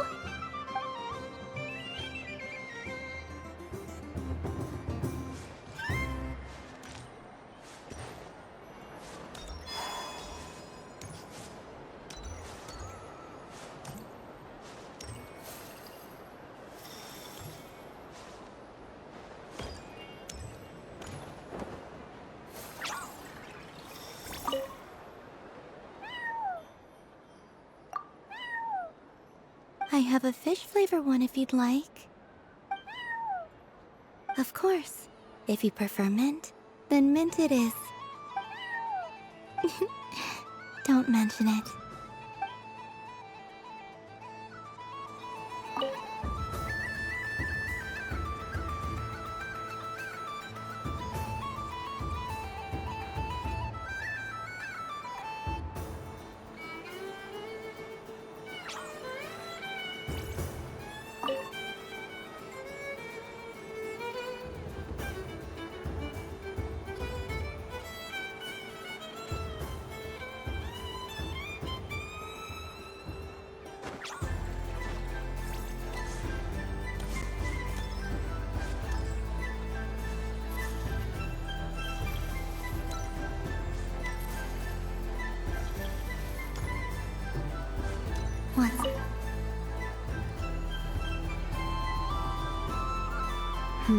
I don't have enough data.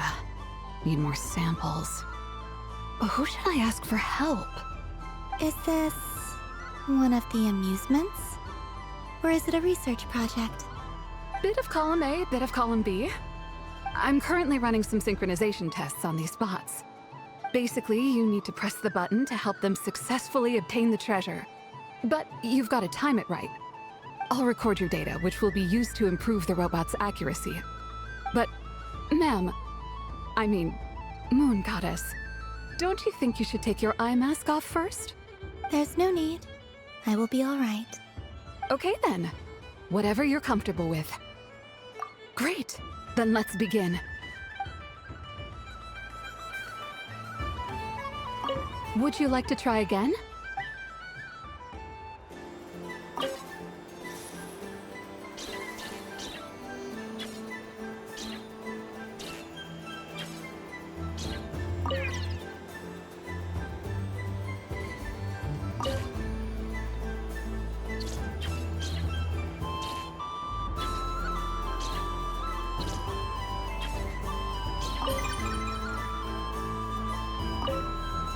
Would you like to try again?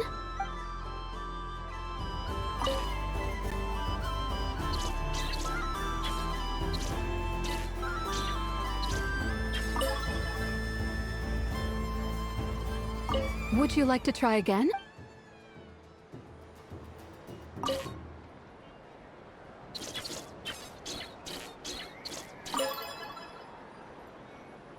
Nice! Data collection complete.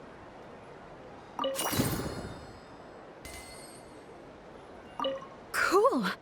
So much useful data. I'm progressing much faster than I expected. Thank you so much, Moon Goddess.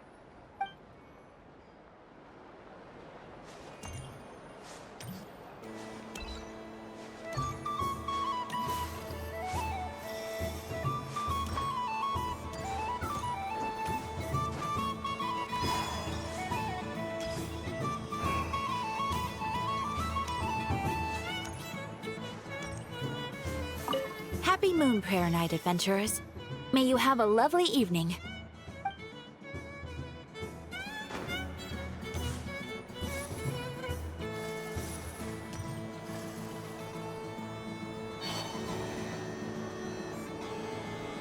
But I was aiming right at it!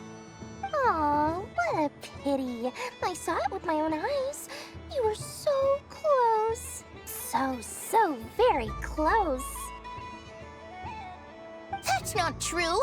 It dodged out of the way right as I was about to snag it!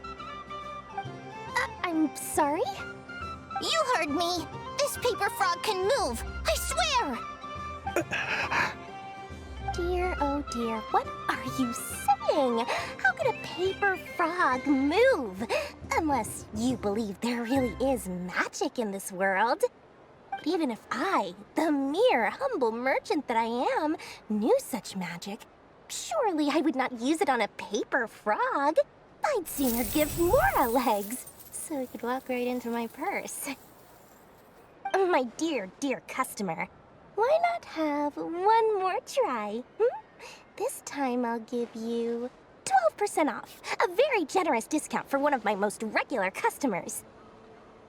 Just think about how much experience you have under your belt now. You're sure to win the next one. Darn, I used up all my coins. I'll be right back. Just gonna fetch some more from my house. Take your time, but don't take too long. This event is Moon Prayer Night only. Miss it, and you'll have to wait a whole year before I'm back. Next customer, please. Welcome. Hello. Whoa, whoa! What's this big one doing over here? How do I tell my employees not to go running around this time? Shooting them a glance won't work. I haven't known them long enough. Dory? Why, hello there, Miss Columbina. Would you like to play my ring toss game? The rules are very simple, and it's easy to get the hang of. How much for a round? Oh, first time's free. Not a single mora. After that, well, we can cross that bridge if and when we come to it. But with your sharp sharp skills, I'm sure you'll win all the prizes in one fell swoop. That was an obvious enough hint for them, right? Right?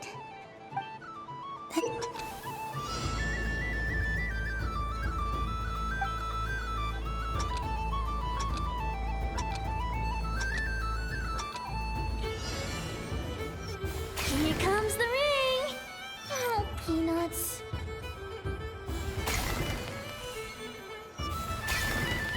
Change tracks. Roselle, should we move or not?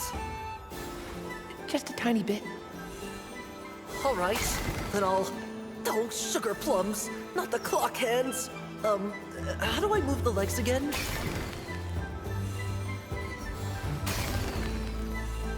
Stop it! Stop it! Stop dodging!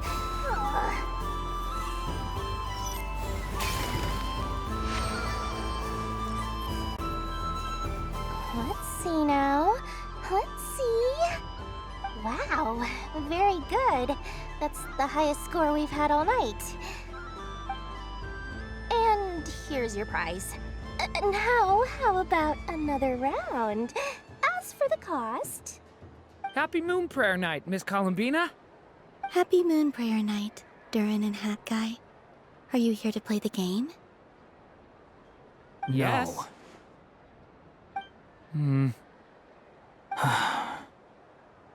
You said we were just coming here to say hello. I did, but then I recognized a few more people as I got closer. Do my eyes deceive me? Is that... It's our little dragon! He's all grown up! Someone's popular. Well now, since you came all this way, why don't you try out this lovely game we have going? First try is free! He'll have a go. I'll pass. It's only one free try per customer. You can't give your try to him. I'm aware. How has Elder Almond been lately? He's in great shape. He goes for a run in the forest every morning to stay fit and healthy. He tried to go boat racing with Firecracker a while back, but he couldn't even make it onto the Lotus Leaf. Firecracker was in fits of laughter. How about you, little dragon? Can you still fly? Yes, I can. But you've become less chatty.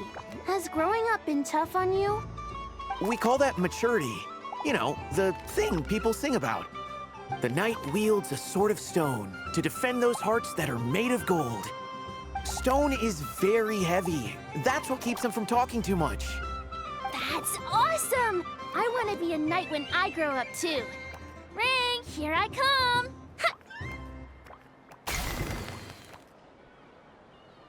Oh, the hat-wearing man.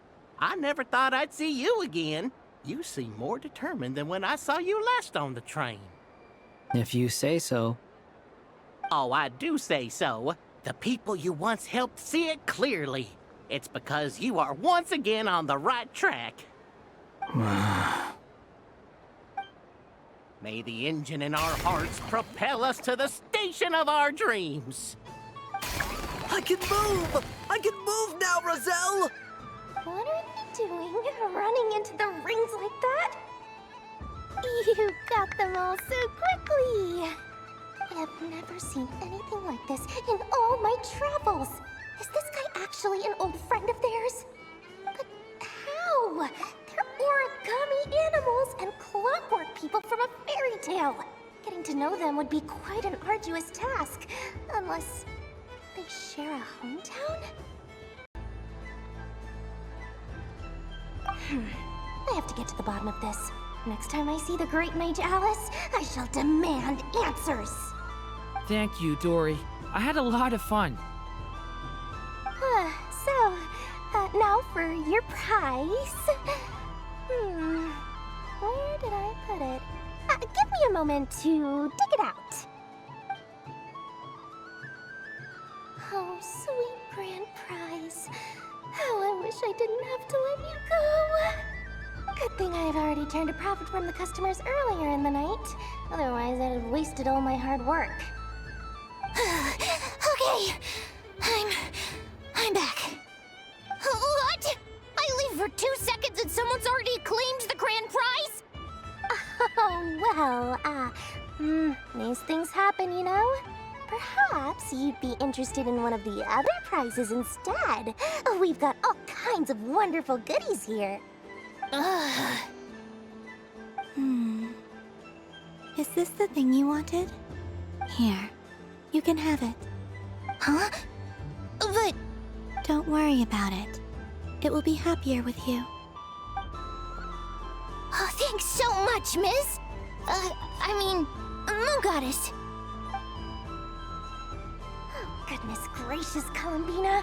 Give me strength. How am I supposed to make any more money from this child at this rate? Daddy, look! That's the game I was telling you about!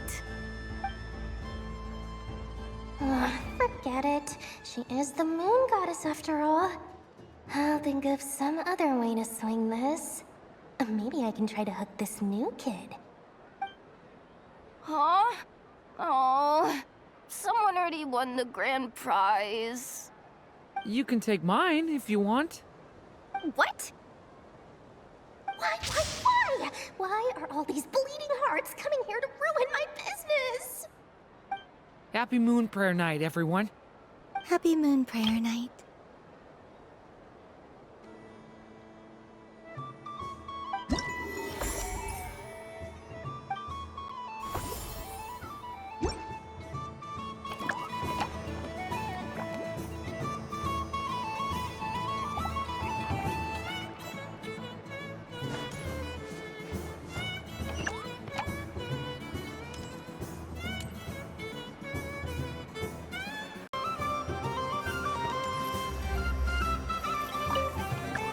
Done being a do-gooder yet?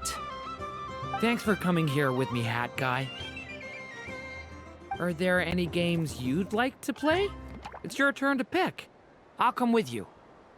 Why does that hamster think you've grown up? You haven't changed at all. I know you don't mean that. You're just taking the opportunity to make fun of me, aren't you? Even if you won't admit that taking some time to compose yourself is important, I can see that you're doing it in practice. Otherwise, you'd have taken off your hat and flown away by now. Looks like Albedo's socialization program has been far more useful to you than all those Vahumana textbooks. A moon prayer candy for me? Huh, thank you. It smells like baked apples and butter. Reminds me of Good Hunter, a restaurant in Mondstadt. I always have to resist the temptation to go there unless I'm ordering food. I understand your homesickness, Miss Columbina. I have a double dose of it. Because both Simulanka and Mondstadt are my home.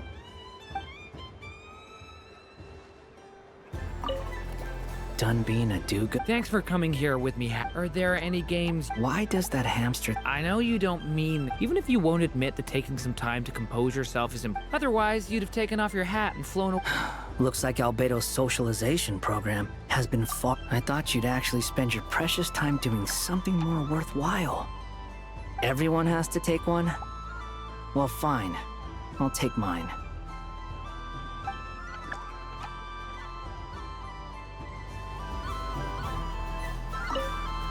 Done being a... Thanks for coming here. Are there any... Why does that... I know you don't... Even if you won't admit... Otherwise, you'd have Looks...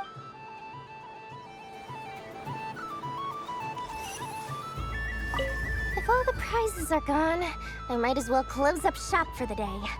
But you haven't had your fill of fun yet, right? So the next time a customer shows up, you're going to have to run faster, all right? And remember, run out of the rings, not into them. Oh, a gift for me? Lord Sangama really is going up in the world. Wow, candy from the moon goddess herself. If I back this up... No, what am I saying? Box this up in exquisite gift boxes? Yes, I can make a fortune! Maybe I don't even need to go to all that trouble. Any old boxes will do. I just need to tell my customers that this candy is blessed by the moon goddess. Yeah, that ought to do it. Sounds like a plan. Time to have Irwa earn his keep when I get back.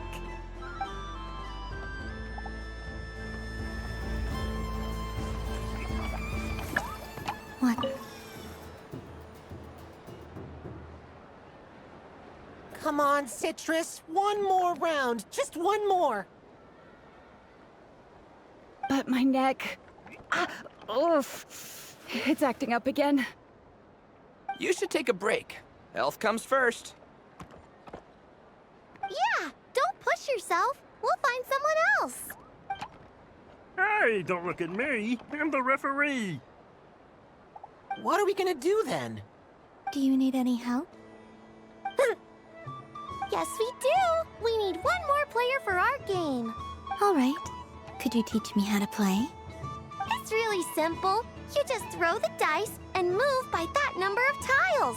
First one to reach the finish line wins. Rolling a hamster means you move one tile. A paper frog is 2 tiles, and a flying squirrel is 3 tiles. 'Cause they go the fastest. Okay, I get it. So, we're all set? In that case, please take your places and let the game begin!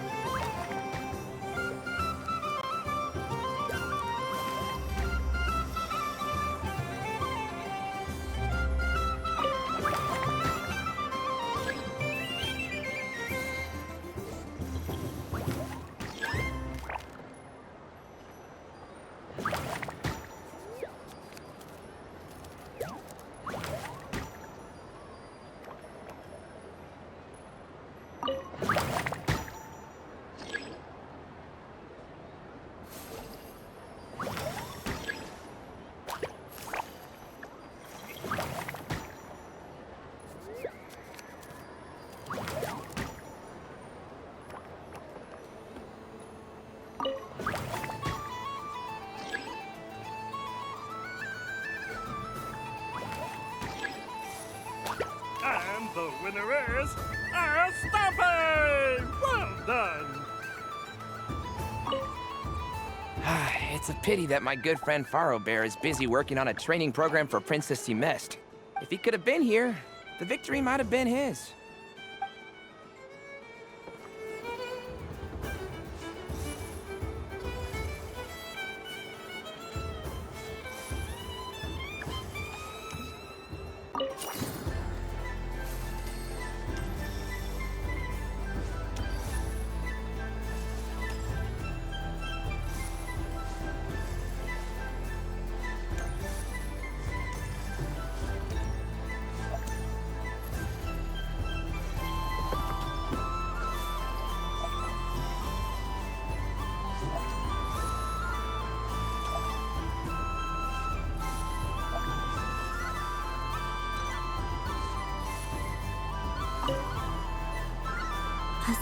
often furry creature that bounces and jumps.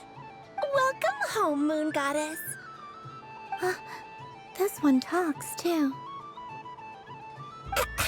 Allow me to introduce myself. I am a Dodoko from a distant archipelago, the most mischievous of all my Dodo brothers and Dodo sisters. When the going got tough, I powered through, and when I met obstacles, I boomed them away. That sounds like a lot of fun. Doesn't it just? Oh, but then the trouble started. Recently, I found a lovely beach, the same beautiful jelly color as my hometown, and so I dove in to have a look. Only to find it overgrown with seagrass and nasty little spiky fish everywhere, looking to turn me into a Dodoko kebab. I made it back to shore by the skin of my teeth, but my tail was sorely hurt. Couldn't you just boom them away? Oh, I wanted to, believe me. But I've heard that you, Moon Goddess, can understand animal speech. The last thing I wanted was to cause a gigantic fuss and get taken to court by a school of spiky fish. I'd be driven out of these waters for good, and my winter holiday would be ruined. And so, dear Moon Goddess, I was wondering if you might lend me your allegiance. Are you roping me into a crime? Oh, let's call it a once-in-a-lifetime carefree adventure. Does that sound better? All the festival goers tonight are dressed up as the Moon Goddess, but there's nothing to say that the Moon Goddess can't disguise herself as a Dodoko, is there? Besides, this is your home. You should be free to be whoever you wish. I'm afraid I'm not well acquainted with Dodokos, Madam Mage. Oh, that's quite all right. We Dodokos are innocent, happy creatures with a free-spirited nature. Many, like myself, are mischievous troublemakers. Others are lazy souls who like nothing better than to lie down on a nice rock and take a nap. In our eyes, every creature who yearns for happiness and freedom is a Dodoko. But perhaps in yours, we Dodoko are a fluffier and more mischievous breed of Kuhenki. Yes, that is a much easier image to follow. Oh, wonderful! Then let's play! Grab onto my tail and follow me into the sea! Time to settle some scores with the bad guys!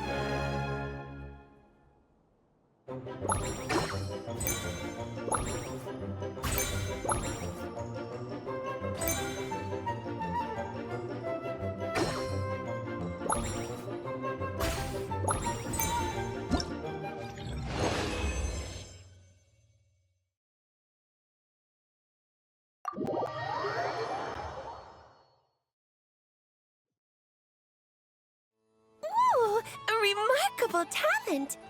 So, what do you make of it? The use of Jumpy Dumpties doesn't come as naturally to me as Kuvaki. But their unpredictability makes it fun. I think they call this... novelty? Indeed! And how did it feel blowing those pesky nuisances away? Not bad. Any guilt? What do you mean? Oh, wonderful! Lovely answers to all 3 questions. You've passed the safety test. Now I can give this special bomb to you as a souvenir. Remember, if you find any meanies living on the moon, you can use this to boom them into oblivion. I will. Up for another round of fish blast? Of bye-bye, bad fishies. Oh, bless my fluffy tail. Dodoko has never seen candy shaped quite like this before. Why, it shines like a lovely crystal. Let the feasting begin. Oh, sweet as a tomato bathed in sunlight. Thank you very much. You truly are a friend to the Dodoko. Please share the rest with other people. I am sure everyone will fall in love with the taste of pure joy.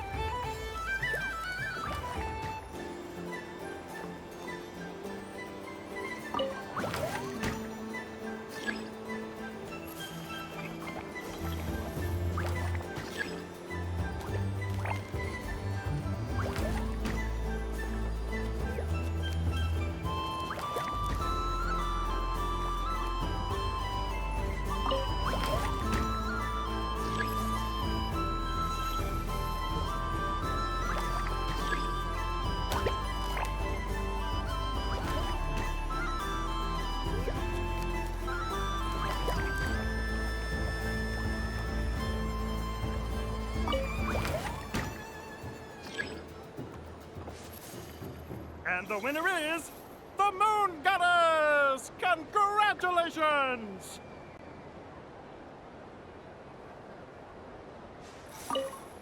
It's a pity that my good friend, if he could have been here.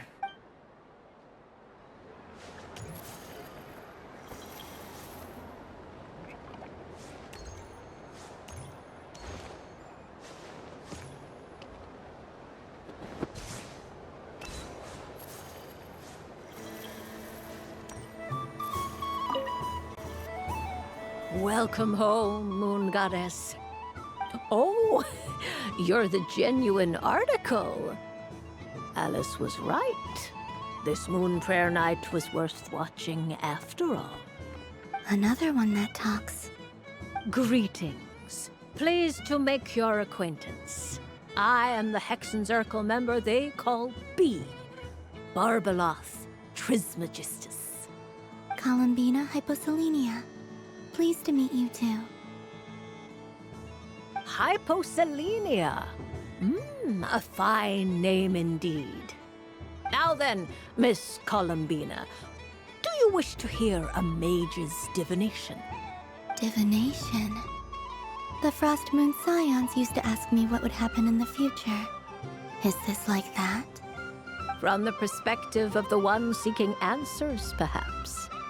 As you look to your journey ahead, if you seek to understand the unknown, resolve your doubts, and soothe the confusion in your heart, divination could be for you.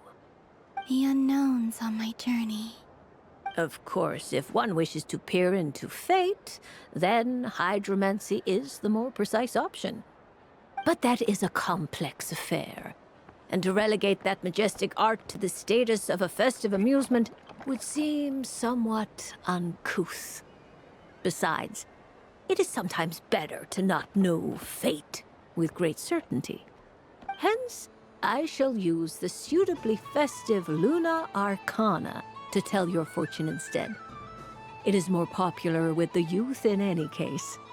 Lunar Arcana. Indeed. Unlike hydromancy, this will only display possibilities and trends. People like to think of themselves as creatures of agency and free will. Peering too far and too clearly into the future is detrimental to both body and soul. I'd like to give it a try. Of course you may.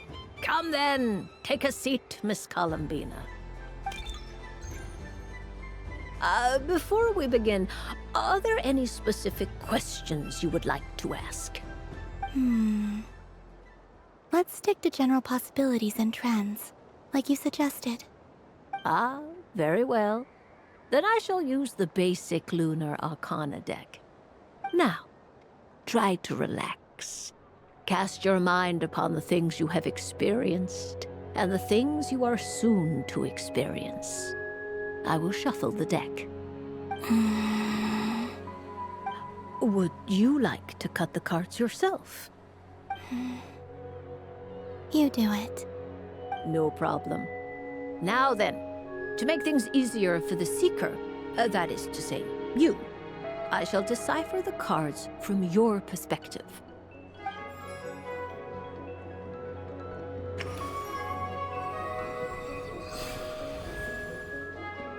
Please, draw the first Lunar Arcana.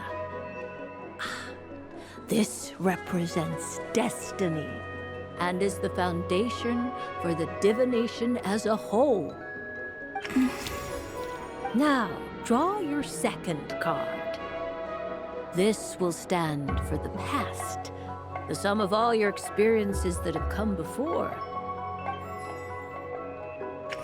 And now the third Arcana. This is the present, your interpretation of the current moment. Finally, the last card. This shall speak of the future, which...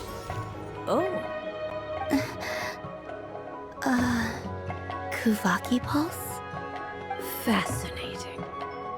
I've never encountered this before in my role as a diviner. Something has exerted an influence upon this card, causing it to leave its designated position. What do you make of this, Miss Columbina? Perhaps this is the guiding hand of fate in action. Of course, if you wish, you can choose to deny the validity of this card and draw the future for yourself. No, it's fine. Let's go with this one. A bold decision. I must say I'm looking forward to the results. Well then, let us flip the Lunar Arcana in sequence and see what emerges. Sure. First, Destiny. No surprises here. The card that represents yours is the moon. The moon. Indeed.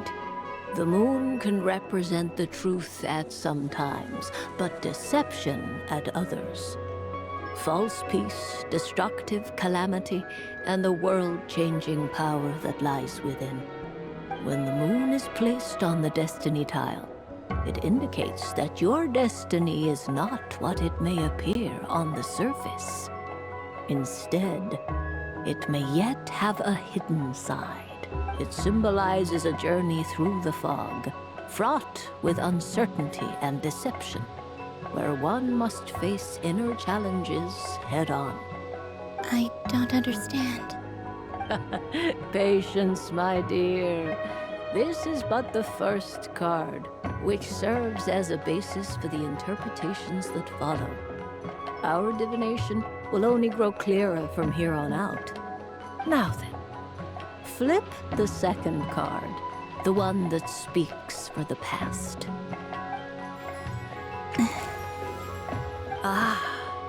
The Hermit, but inverted. Inverted? Yes. The Hermit symbolizes solitude, introspection, and the pursuit of truth. When inverted, it represents isolation, truth out of reach and a path that leads one astray. Combined with the moon as one's destiny, the hermit inverted represents a choice you made to stand alone in the past. It was a choice made not out of fear or arrogance, but for reasons that others could not perceive. You fumbled through the darkness without a guide, but you did not find your way. Rather, you went astray. More than once, it would seem. Is this about how I became Kutar despite not wishing to become a god? And how I joined the Fatui because I yearned for a place to belong? I suspect only you know the answer to this question. All is not lost. The past is in the past, and so it shall remain. Shall we look into the present now? Oh my. The lovers. One of the most interesting Luna Arcana. What does this one mean? This means that you have had an unprecedented emotional experience. The joy of finding your soul becoming intertwined with that of another. A precious and wonderful thing indeed. It's true. I've made a lot of friends recently, and they are very good to me. I like them a lot. That sounds lovely. I am most delighted for you. The lovers can also represent important decisions, perhaps related to a parting of ways. Now, if I were to guess... Yes. My return to the moon. I understand. Parting with friends is never easy, Columbina. But rest assured, this is not the end of your journey. There is always another story waiting to be told.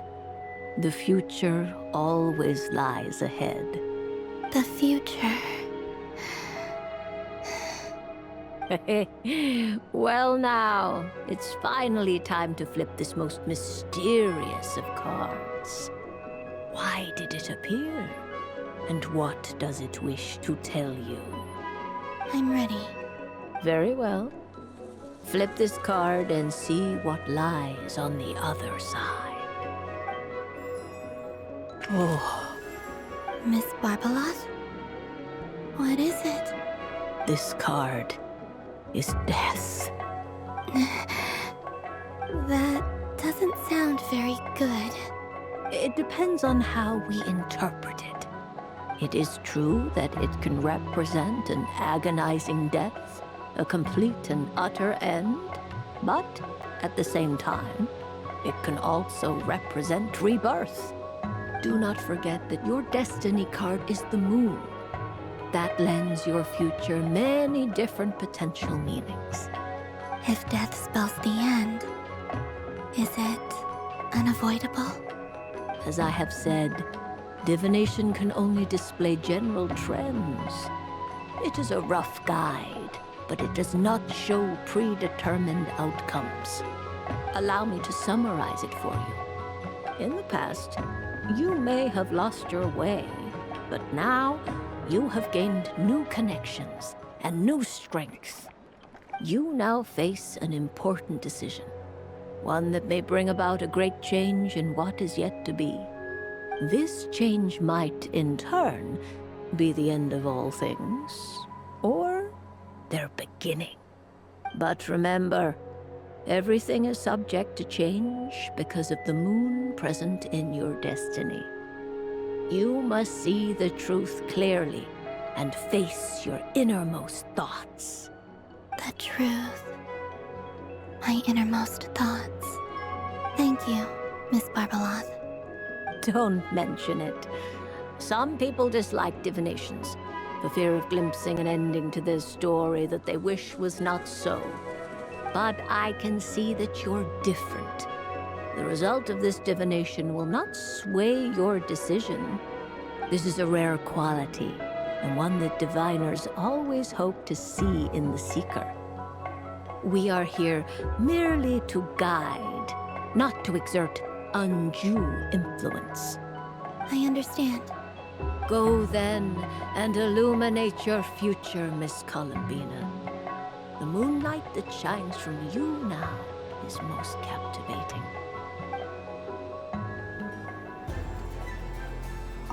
The death card made a most enigmatic appearance. The moon for which Miss Columbina is bound, I fear. Fretting is of no avail. I will have a chat with Alice about it sometime. Ah, you're such a polite child, Miss Columbina. But we elders have already partaken of our fair share of stories in this world. Enjoying candy, keeping up with the hip and groovy trends of the day. Oh, these things should be left to youngsters like you. I hope you don't misunderstand me. I do not intend to lecture you or reject your kindness. It is simply that the mere sight of this candy is starting to give me a toothache.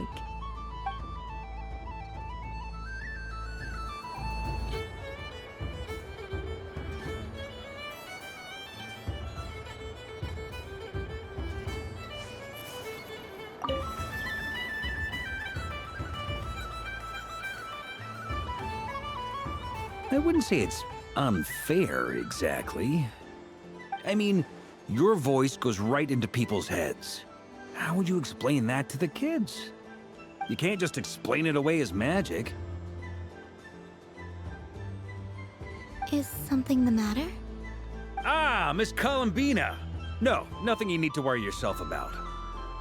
Ah, impeccable timing. Stick around for a second, Miss Columbina. I need your input on something.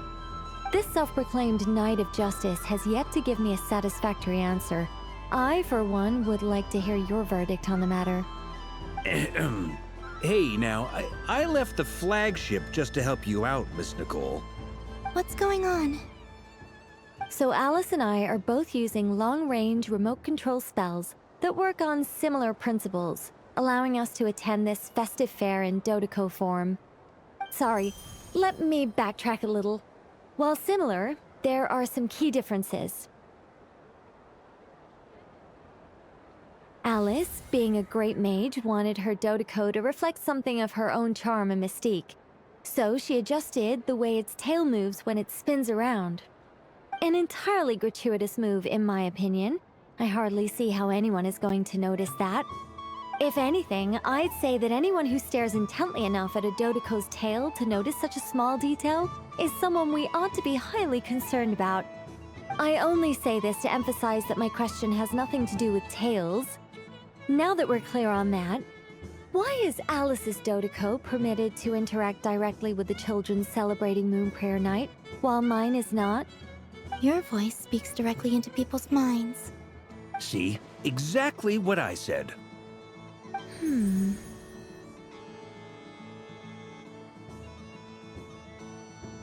Miss Nicole? Ugh, I can't stand it. I know that probably makes me sound like a whiny child acting out in front of their parents.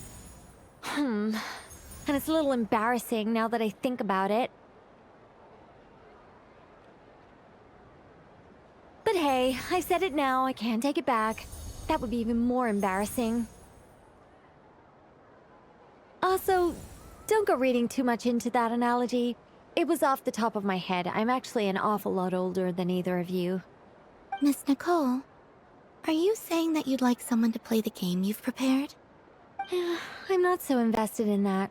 It's just something cobbled together using items I borrowed from Alice. She probably didn't even make them herself. The point is, I want to know everyone's thoughts after they receive their prizes. But as you've said, I can't just ask. I've been biting my lip for so long, and I've had no one to vent my frustrations on.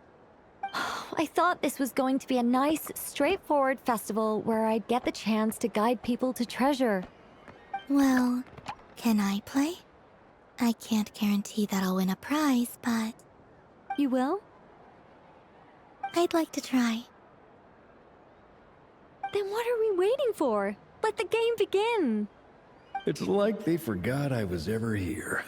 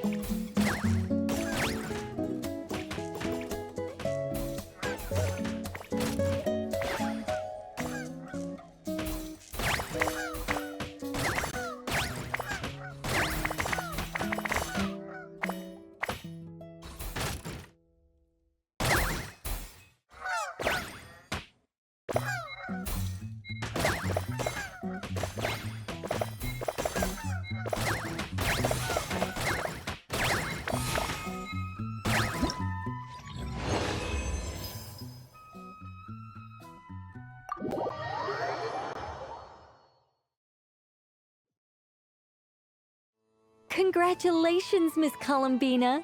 With your great wisdom, you have overcome every obstacle in your path and conquered the great challenge posed to you by fate. Fate? Well, something to that effect. If you'd prefer something more poetic, it could be the icy winds or the dawn. Anything you like, really. You could even go with the challenge posed to you by Dodoko, if that's what you're into. Anyway, you can take or leave my suggestions. Moving on.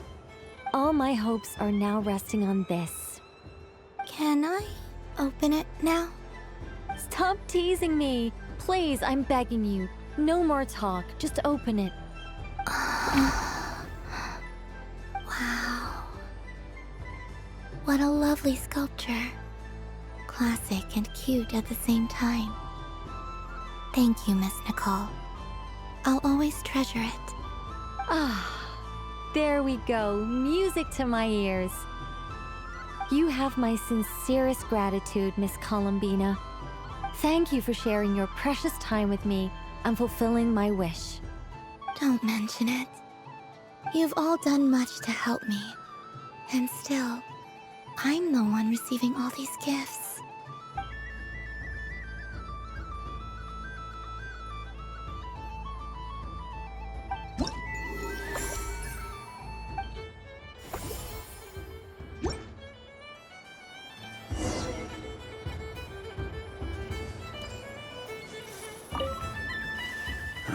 It'd be rude to just leave without saying anything. But at the same time, I don't want to barge into their lively conversation just to announce that I'm leaving. I guess I'll just wait a little longer. Huh? Albedo? This sketch is for you, Grandmaster. Oh, a gift for me. Thanks. Let's see what you've done for me. The north wind left in the lurch. Thank you. It seems I've picked lemon. It strikes a good balance between sweet and sour. This has piqued my curiosity. What if we were to add citrus and other spices, then enhance the flavor via caramelization? I wonder what the end product would be like. Perhaps I should take the time to try this out.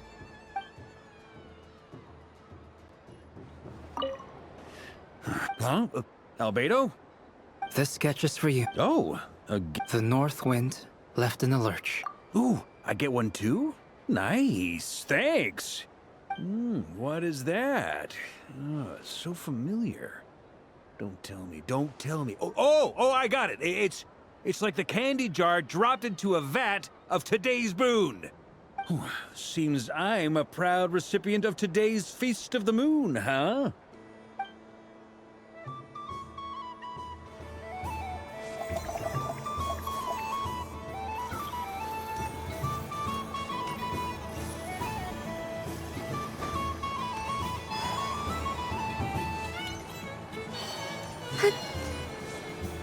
So this is the Frost Moon Scions area. It feels very familiar. But everyone looks much happier than usual.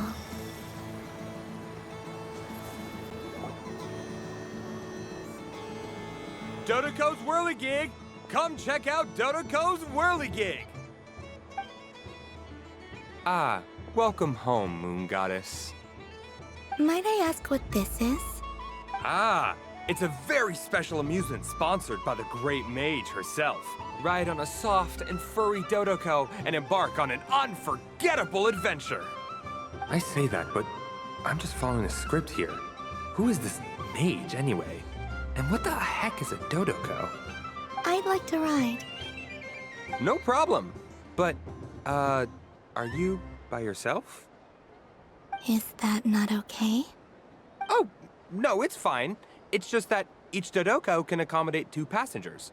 Would you like to bring a friend along? My friends...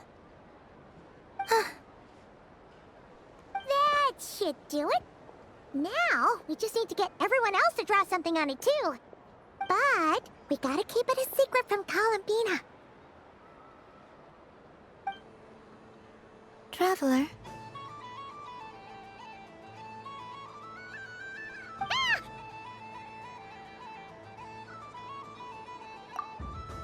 I want to go on that ride. Will you join me? Let's go then.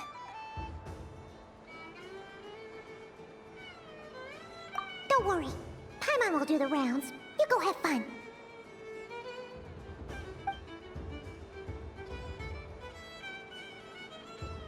Hmm?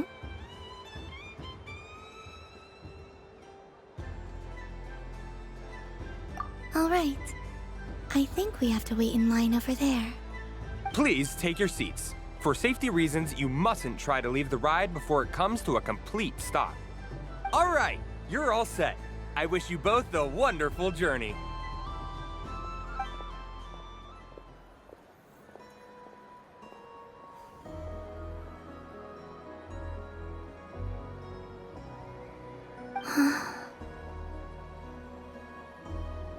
Not bad. It reminds me of riding a moon lane. Sometimes, the Kuhenki circle around me like this, playing their beautiful melodies. Yeah, I'm going to miss them.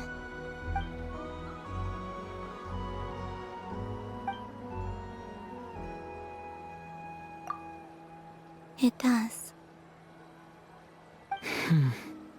I've felt scared in the past, too. But this is a little different. You know something? I got to see a lot of fascinating things during my disappearance. I saw how the Frost Moon Scions act around their families. So different than how they used to act in my presence. And I also saw how they interact with their friends. It made me curious at first. Why do people act so sincere when they're worshipping gods, but save their truest, warmest feelings for each other? Slowly, I came to realize that it's because they trust one another. They know, deep down, that they'll be accepted for who they are. All of it. The good and the bad. I know. I knew it the moment you started calling out my name. What I fear now is the end. I fear losing all this the very night I have gained it.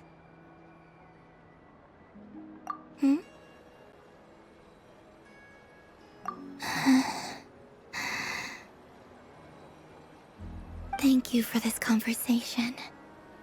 Thank you for listening to me. Don't worry.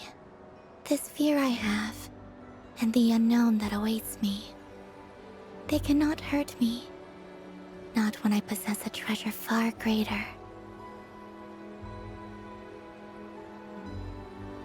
I just want you to remember this version of me. The real me. On this final night together. Dear passengers, Dodoko's awesome adventure has come to a close. Please leave in an orderly fashion, and we look forward to seeing you again in the future. Don't want the journey to end, huh? Don't worry, you two. There's always another adventure waiting just around the corner.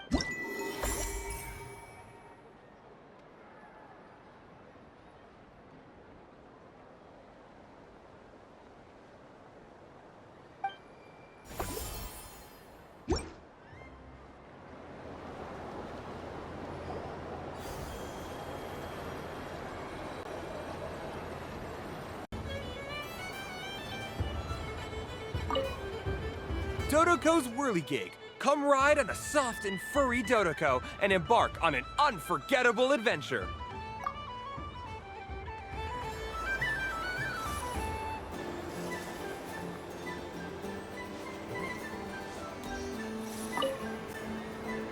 Fun ride, huh? You and Columbina looked pretty sad to leave. This isn't gonna make Paimon dizzy, is it?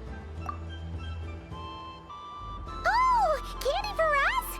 Thanks a bunch, Columbina. Don't mind if we do. Whoa,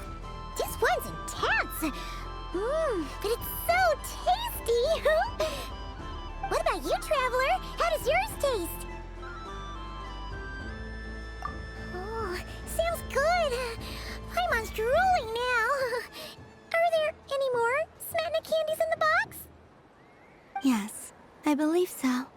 Okay, gotcha. Let's see. Sure. This one, and yep, this one looks right too. Okay, that's 3.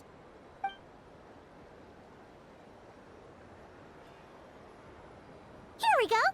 1 per person. It's so sweet.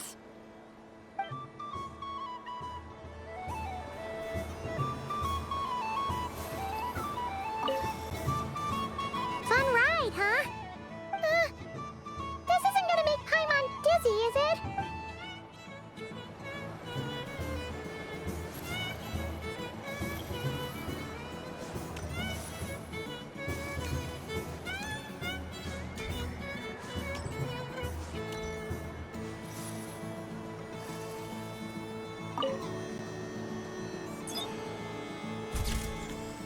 And done! Here, take a look! I think it looks quite funny. Well, Paimon thinks it's super cute.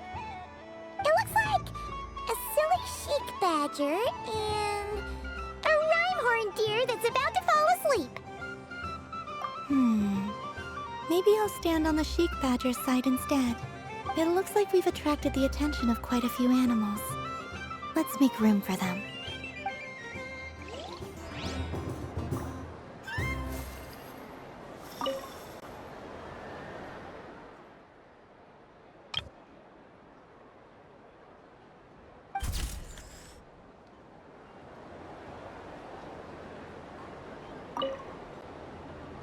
If this were any other day, I'm sure it would make for a great photo opportunity. But Moon Prayer Night has rendered my antlers uncomfortably large. Doesn't it look like this rhyme-horned deer has 2 sets of antlers?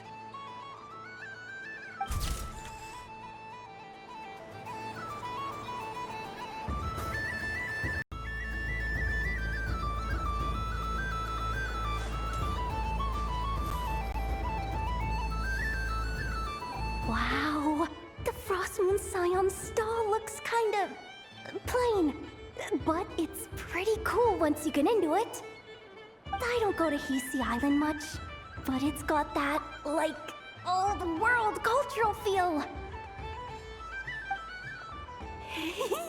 And if culture means we get more festivals, I'm all for it! Hello, Yahoda. Ah! Columbine... hello, Moon Goddess. That was too close. I almost gave the game away in front of the staff. Oh, wait. What's the deal with her shoes? They don't make a sound when she walks. I could do with a pair of those. Do you like balloons too? Balloons? Oh, you mean those? What's so fun about balloons? I'm not a kid anymore. They're probably more up Aino's alley. Yes. The animals seem very curious about these strange flying objects. I was drawn here by their voices. I recently learned a fun new game you can play with balloons, so I decided to come and give it a try. A new game?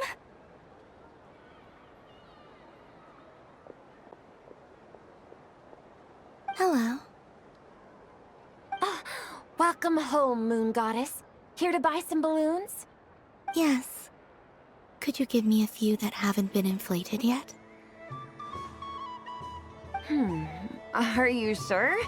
I guess it's not a problem, but... Yes, please. Thank you. Uninflated balloons? But those are just little rubber pouches. What does she want with those? Would you like to play the balloon game, Yahoda? Huh? Sure. I guess. How do you play it? Wait here a moment.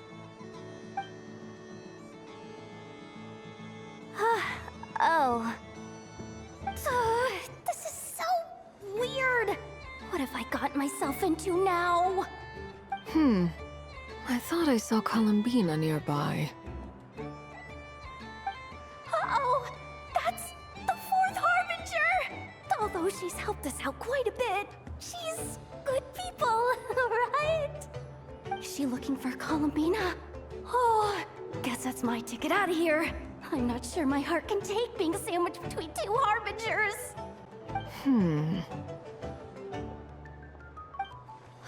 Which stall is she checking out? Oh, it's that other Frost Moon Scion's one. Try on the headgear, see what it's like having antlers or animal ears for a day. Oh, I wouldn't be caught dead wearing that stuff. So embarrassing. I have enough gear to carry as it is. Wait, what? She put it on? How peculiar. This would take some getting used to.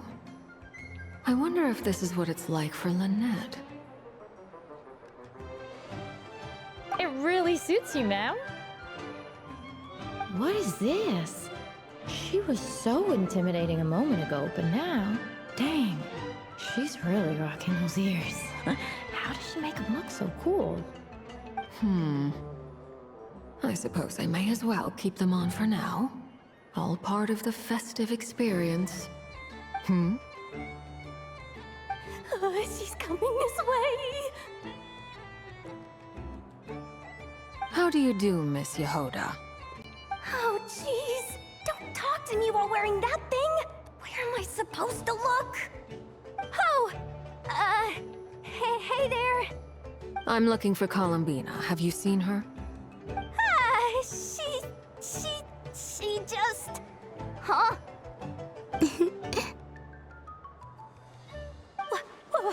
Wait, is that what she meant by balloon game? Yeah. Huh? No fair! How come I get caught in the crossfire? An ambush from the rear? Is this a declaration of war, Columbina? Would you like to play too, Arlecchino? Seriously? Are they gonna start some beef right here, right now? Gladly. That said, I believe there is another who would like to join. Boss Nev! Thank goodness! You've gotta get me out of here! Things are kicking off big time! Hello there. I'd like 10... no, make that 20 balloons, please. Uninflated. What? Miss Moon Goddess, I hope you're prepared to pay the price for assaulting my employee.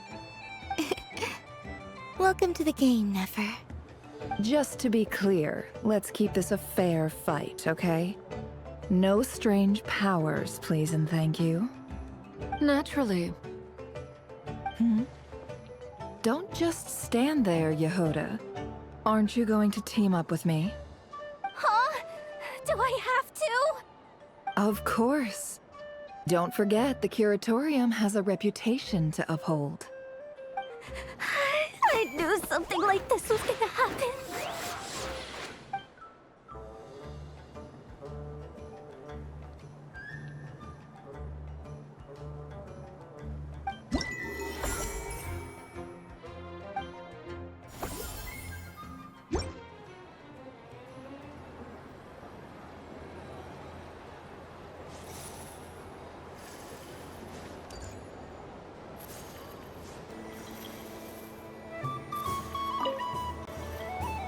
Welcome home, Moon Goddess.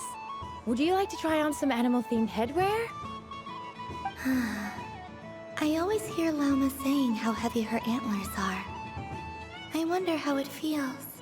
Let me give it a try. Oh my! It really suits you. It's a little itchy, and it's hard to turn my head. Should I keep wearing it? How does this look? How does this look? How does this look? How does this look?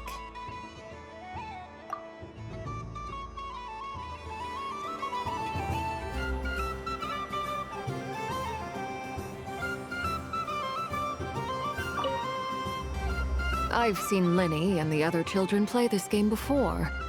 It would seem that it's not a bad way to relax, once in a while. Candy? Would you mind if I took a handful extra? I'm sure the children will enjoy them. I must say, Columbina, you really have changed. You never used to show this much consideration for other people, even when prompted. I'm sure Sandrone would agree when I say, I like the present version of you better.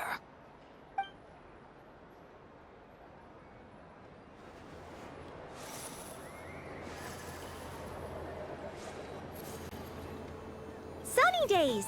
I prefer sunny days. Ah, well, you are as warm as the sun itself, Moon Goddess.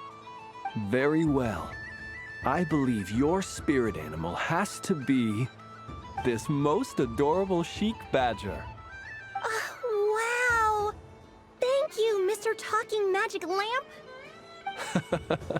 Have a very happy festival, Moon Goddess. Lance? That's you, isn't it? It's our little secret, my dear traveler in Paimon. Okay, sure, but why are you here selling sugar sculptures? Everyone celebrates in their own way. After gazing into the abyss and spending time around gravestones all year, what better way to relax than to see sunny smiles on the faces of the living? Besides that, I like to think of myself as a fair judge of character. I dare say matching personalities to confection suits me rather well. That's not what Paimon was talking about. Aren't you afraid that your true identity might be exposed? Should I be? There is all manner of magic in the air this moon prayer night, thanks to the work of the great mages. I see Miss Columbina is hiding in plain sight. Why should I not do the same? Why miss this rare opportunity to enjoy a special evening in my true form? Fair enough. You got a point there. People who don't know you will probably think you're just a talking lantern. Well, now that we see eye to eye, what brings you here? Not a search for your spirit animal, I presume? Ah, well, actually... Here, see for yourself. Oh, this is... How wonderful. A beautiful idea. Yeah! We just met Barca, and he said that having everyone draw their own section was kind of boring. So, he did your bit for you. Ah, Varka. Ever the maverick.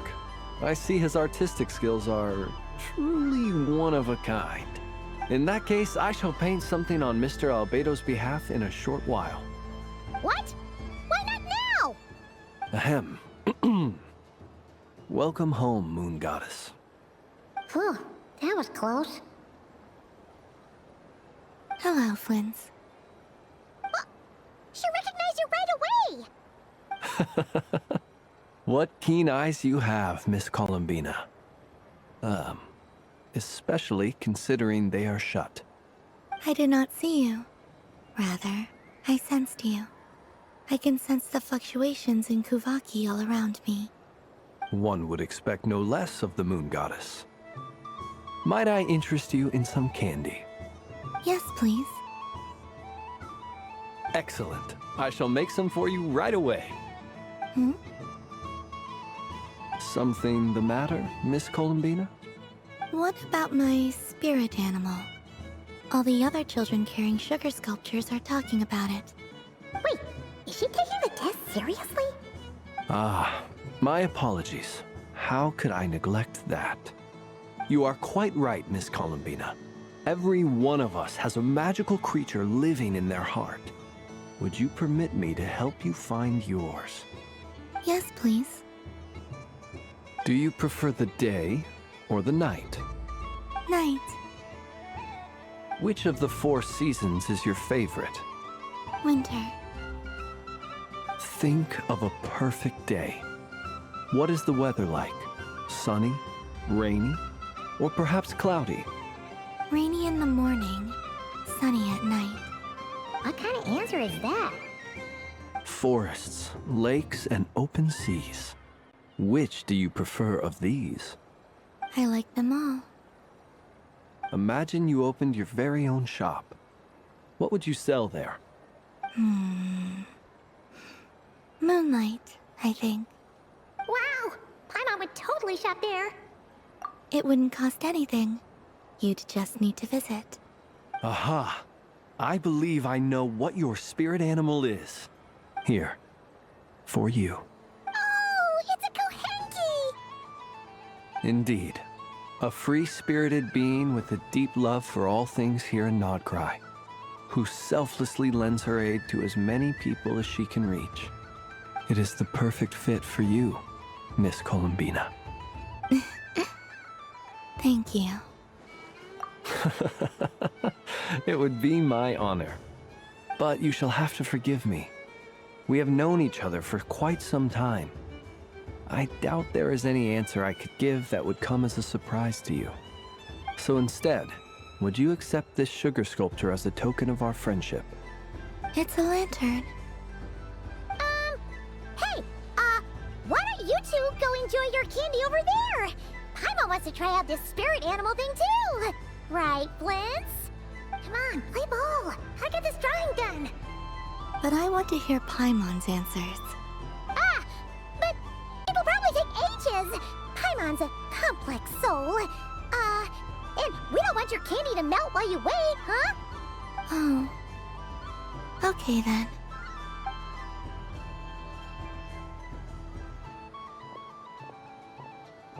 Phew. Nice excuse, Lady Paimon. That was some quick thinking. Yeah, no thanks to you. A little help next time?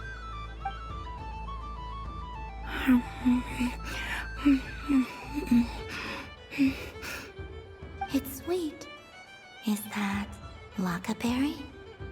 I wonder what flavor the traveler got. This way, this way! It's the candy-selling lantern! I'm coming! Of course. Traveler, maybe we can share? Yes.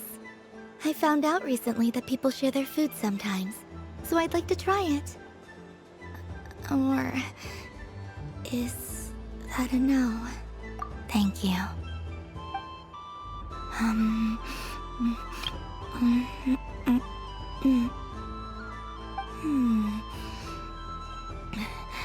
Yours is a little more sour than mine. Here, you try it. Are you sure?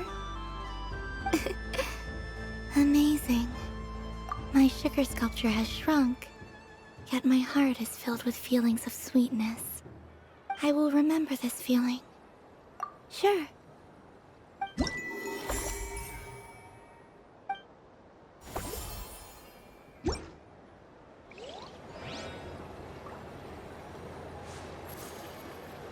Something about festive lighting always has a way of putting the warmest smiles on people's faces. This is most thoughtful of you, Miss Columbina. Kindness exudes from your heart like benevolent moonlight. Forgive me, but I shall have to enjoy this gift a little later. I hope that the flavor I chose is not the only one of its kind. If others were denied the chance to sample such kindness as you have shown to me, it would be a great pity indeed.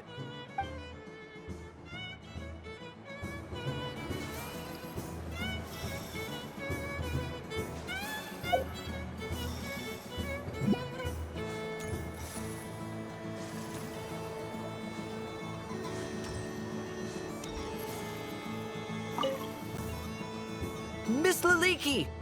A kitten's been following you all this time. Oh, so it has. Hello there, little kitty. May the moon light your path. Did Lady Llama send you? Or was there something you needed? You'd like some moon prayer candies? No? I believe it wants that box. The one with the moon prayer candies in it. Oh, I see. Here, kitty. Come on. Here you go. Thank you, Lady Huh. Mr. Cantor, did you see that young lady dressed as the moon goddess? When did she leave? Sorry, no, I was looking at... I was watching the... cat. I see. The resemblance was uncanny. She seemed like the true Lady Kutar, the one who guides souls. Huh. Mr. Cantor, did you see that young... Sorry, no, I was looking at... I see. The resemblance was uncanny.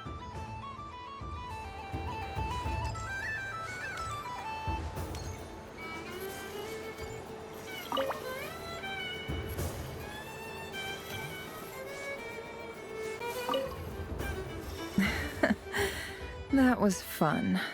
It's a shame Ashru doesn't like playing with water, or I'd have roped him in as well. Oh, a gift? You shouldn't have, Miss Columbina.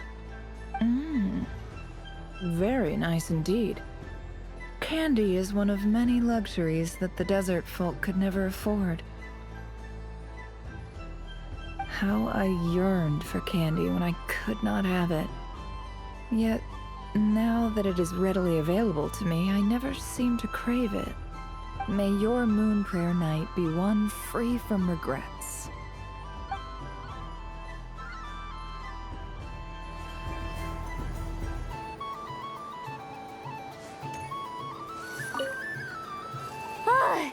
I just had a water fight with 2 Fatui Harbingers. Pretty scary, but also surprisingly fun. Aw, man, this feels kinda wrong.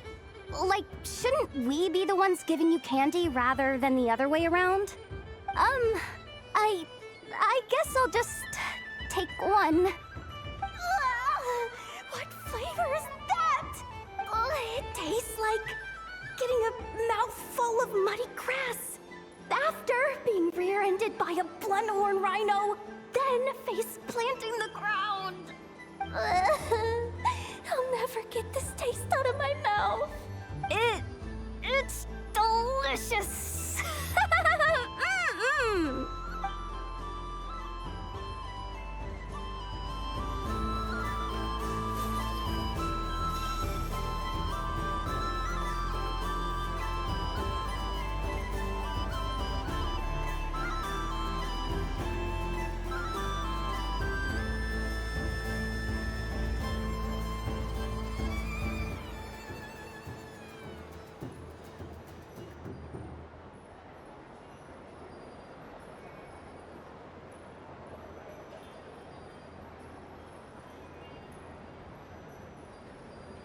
What's this?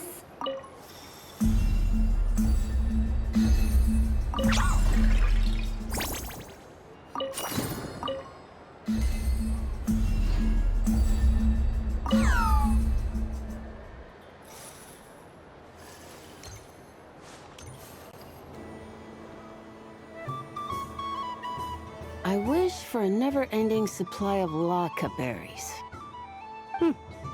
What a humble wish. Probably written by a child.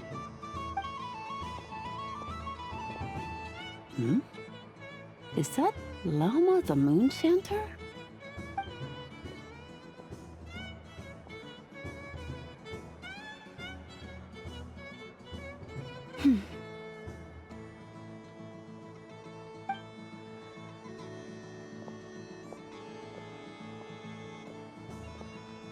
I wish that the long plume ibises would stop biting me. Oh dear, poor Llama. All right, I'll write that one down for you. I got it. While everyone else is celebrating Moon Prayer Night, you're as busy as ever. I don't mind. It's rewarding work. A good kind of busy. My antlers are at their heaviest tonight, and the Kuvaki waves are especially strong. But as I help these dear friends hang their wishes up, I feel a great peace within myself that is hard to describe. You see, They are all such beautiful wishes. And they are ones that we can fulfill by our own strength. Do you blame me, Llama? I want to hear your honest answer. It is by the help of so many people that I can return to the moon. But I feel as though I've hardly done anything in return. You've done plenty, Columbina. I say this in earnest, both as someone who knows your history, and also as a friend who has seen what you've been through. What about as a moon chanter? I feel proud to honor our moon goddess's wish. And I'm sure any moon chanter in history would have felt the same way. Thank you for your kind words, Llama. But... Since you asked for my honesty, I won't lie to you. My feelings are mixed right now. Besides pride, I also feel... I suppose it's a reluctance to let go. Once you return to the moon, we will be far apart and separated by a false sky. I'm sure those of us left behind will gaze up at that sky, yearning for the moon once in a while, just as you used to do. I will miss you, Llama. I will miss you all.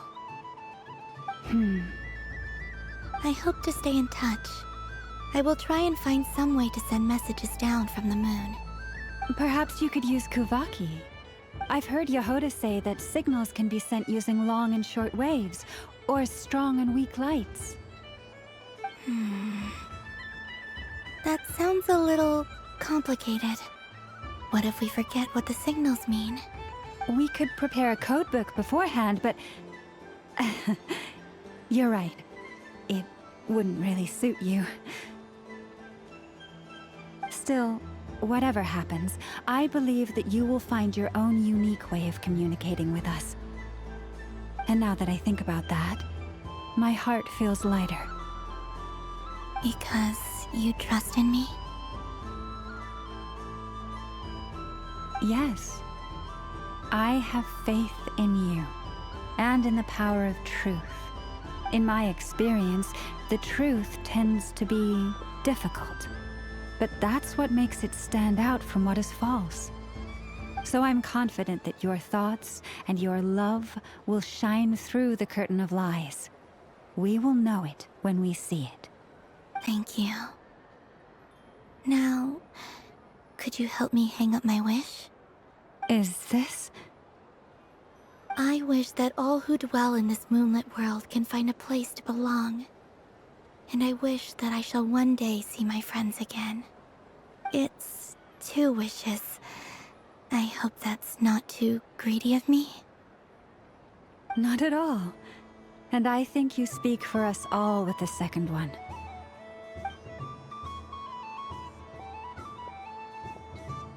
I shall continue to pray until the day that all of these wishes come true.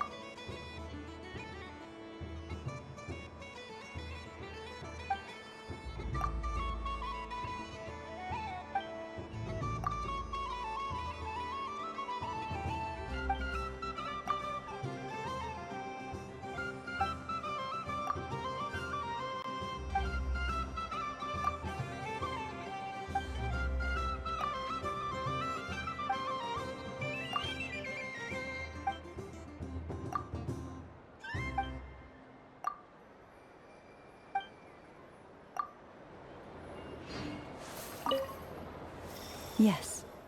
May everyone's wishes come true. Why, thank you.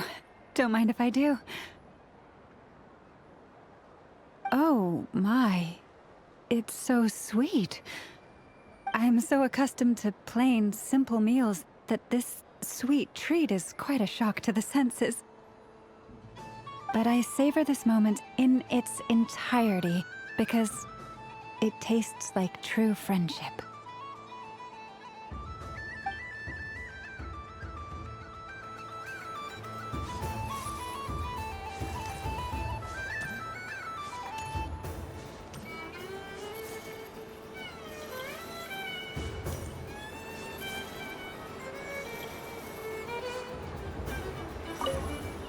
Dodoko's Whirligig. Come ride on a soft and furry Dodoko and embark on an unforgettable adventure. Of course, Moon Goddess. This way, please.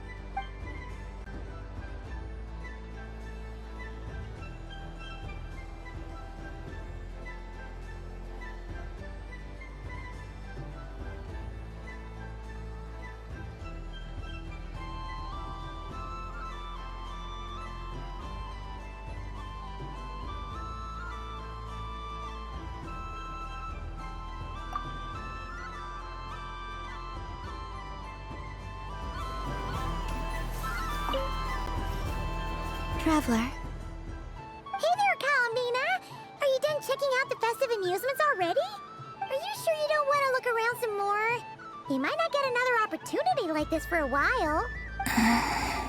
Right now, what I'd like to do is... Thank you. But I think I've had enough fun for one night.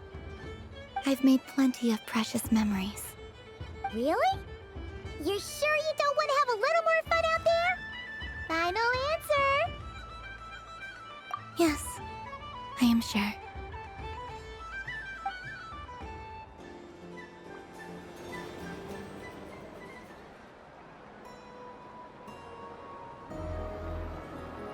This was the most fun I've ever had on a moon prayer night. Everywhere I went, people were saying, "Welcome home," and there were friends at every turn. I only wish it could last longer than one night. Oh. Yes, you're right. The moon prayer blossoms. Ooh, look! Look! Moon prayer night has come.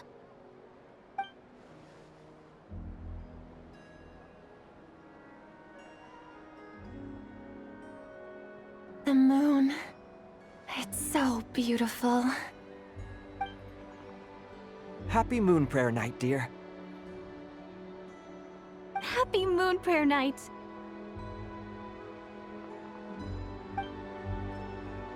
Happy Moon Prayer Night.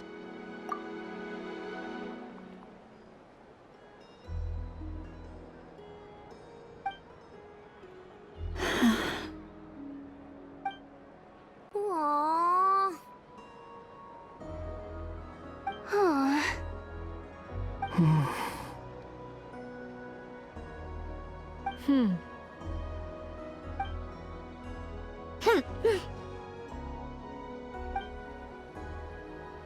Time flies when you're having fun.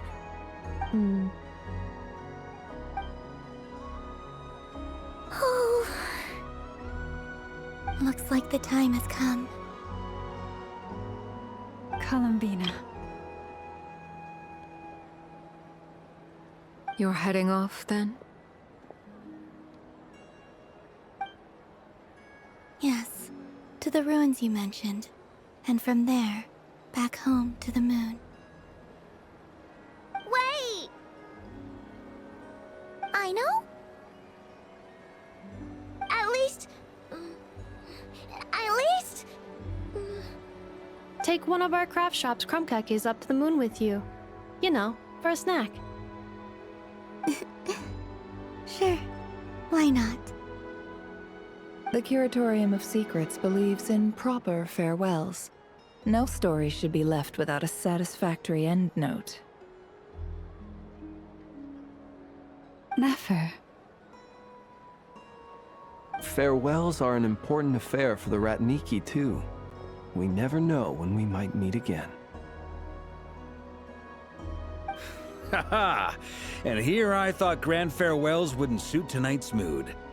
But I suppose friendly passion is not to be stopped, eh?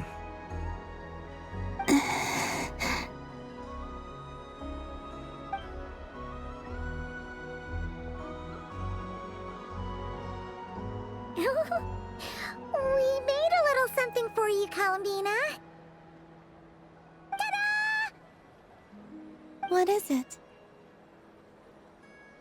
A Moon Prayer Night greeting card with drawings by all of your friends.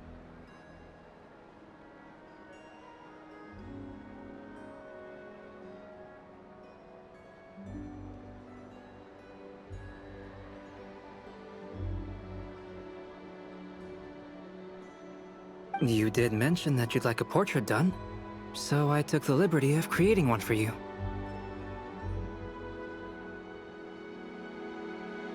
I, meanwhile, did the portrait of Mr. Albedo. And Mr. Varka did the same for me. I mean, I think my work was pretty true to life, don't you think?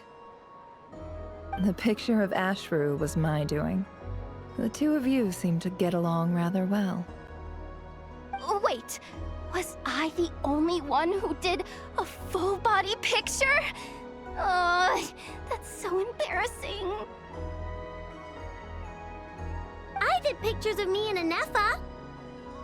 I did my own portrait and one for Hat Guy. Plus, there's the two mages, Arlecchino and Sandrone. So, if you ever miss us, just flip the card open and we'll all be right there with you.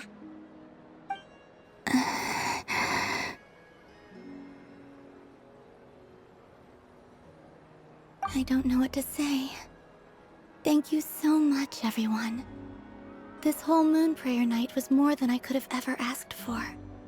It is the greatest gift I have ever received. Llama, I figured it out. Figured what out? Remember how the Frost Moon Scions used to use milk as invisible ink to write hidden messages? That was a very long time ago. Oh, are you saying? Yes. When I miss you all, I shall use Moonlight in the same way, to write words that only you can see upon the moon itself. Wow, that sounds lovely. Quite. But how will we see them? Simply open your windows on nights when the moon shines bright, and the moonlight will naturally flow towards the words I have written. That sounds most fitting indeed. Very true to form. I'll try to write them in places that won't disturb your sleep. I, for one, would sleep all the better for having read one of your messages before settling down for the night. Exactly. So don't worry about disturbing anyone's sleep. Just promise you'll write to let us know you're okay, all right? All right. I promise.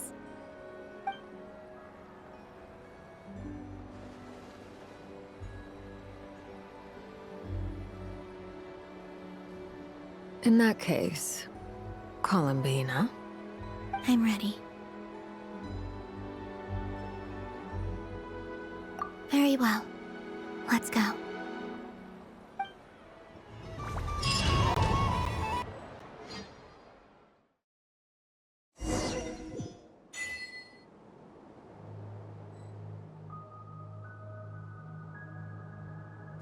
In just a few moments, I will be gone. I still don't know what to expect on the moon. Will I really be able to send messages to my friends? The Kuhenki, the animals of Not Krai. I'll never get to see them again.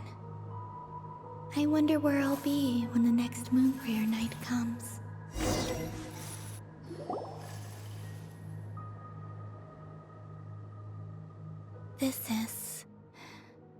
This is where the people of Hyperborea used to communicate with the moons.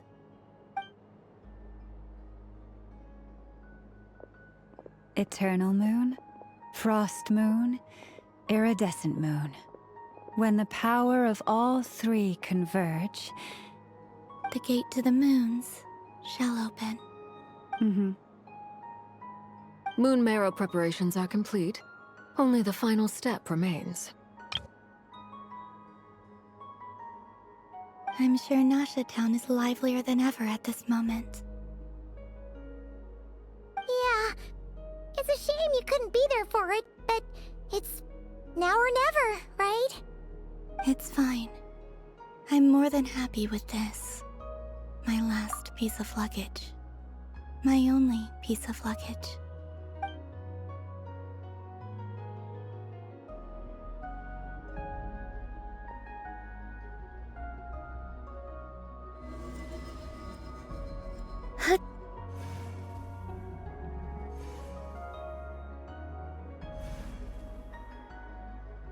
I can already feel the moon calling to me.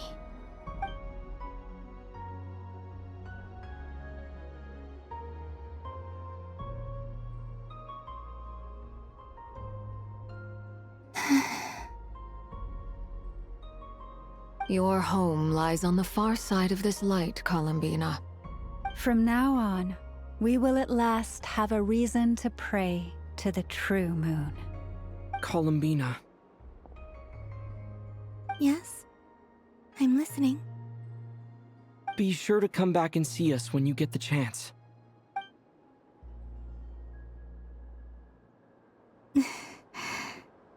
Of course. But if that chance doesn't come, then remember that you have friends on this planet. People who will miss Columbina. Yes, I will.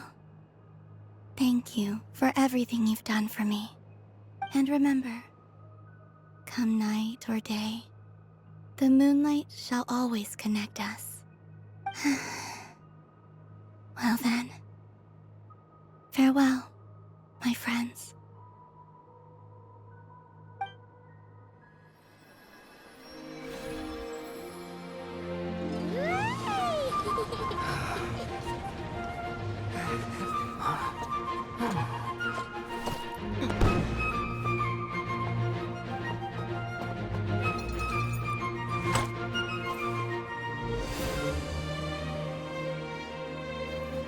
Thank you. This was my happiest night in Tevat.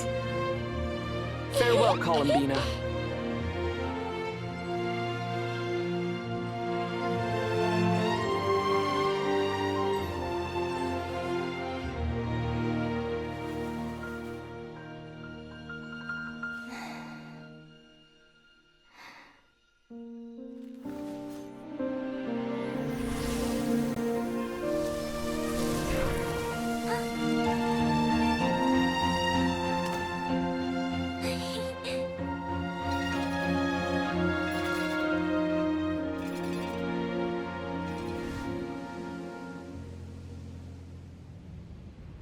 The moon really is closer than ever tonight.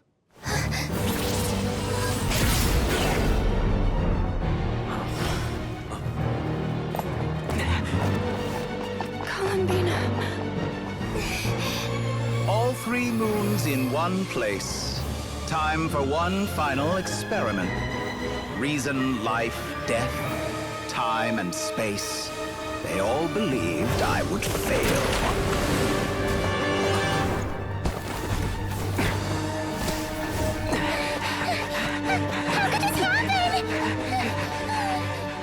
But Tevat's primordial power never did belong to the throne of heaven.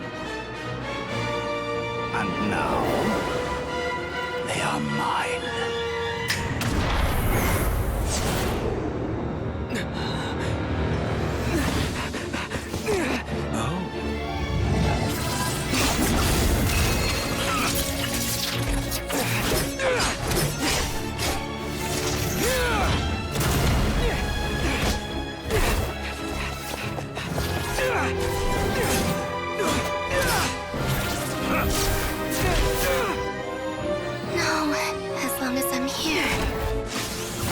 Is free to wield the Three Moons' power.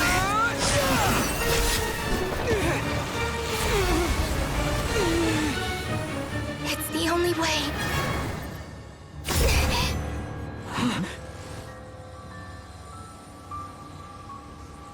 I guess I won't be going home today. Columbina! No!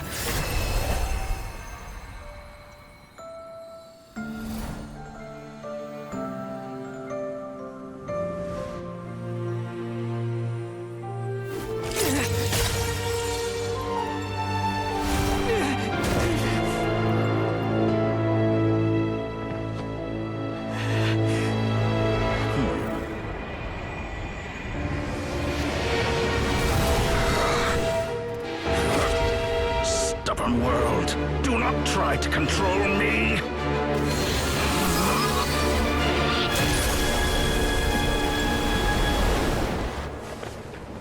Columbina.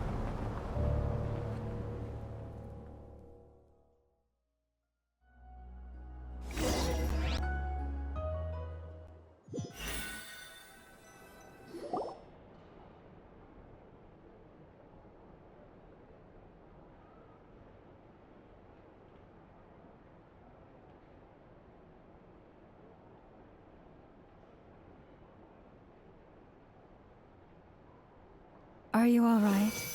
Do your wounds still hurt? I had someone prepare a little medicine that could prove effective. Take it if you need to. In that case, let me relate the contents of the call we made to Alice after the incident occurred. That Dottore is a crafty one. He distracted the Hexen Circle by creating a huge fuss at Tevat's borders. I'd assumed that the cause was an abyssal intrusion from the outside world, which in fairness is a rather common occurrence. But after learning that you managed to influence the phantoms in Krai, I realized that perhaps this interference could have come from within Tevat instead. But we weren't able to change their fates. True, you couldn't change how their stories ended, but you did build some variables around yourself. Variables? Yes, things you heard that you could not otherwise have learned, ideas that would otherwise have never crossed your mind. All these things are variables. Of course, most variables usually pale into insignificance with the myriad of possibilities floating around. But the moment you start treating them as building blocks and intentionally stacking them, that changes things. That's what Dottore did, and it's how he created the necessary conditions so that when you activated the portal tonight, it played right into his plan. However, we have no way of knowing exactly what he did. Yeah, we also need to ascertain Columbina's status. And that about sums it up. As I suspected, Dottore has disappeared completely. If it's any consolation, he wasn't able to control Columbina as he might have wished to. Oh no! What? She did what? All we saw was Dottore appeared and used some kind of power. The next thing we knew, he and Columbina were gone and you were falling into the sea.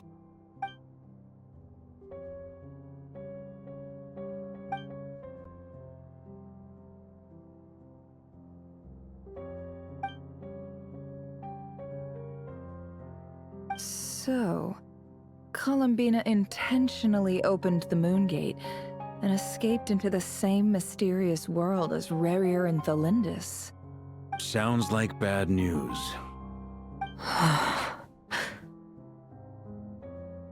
Seen in that way, the trilunar syzygy and Rerir's emergence, Dottore might have been pulling the strings in both cases.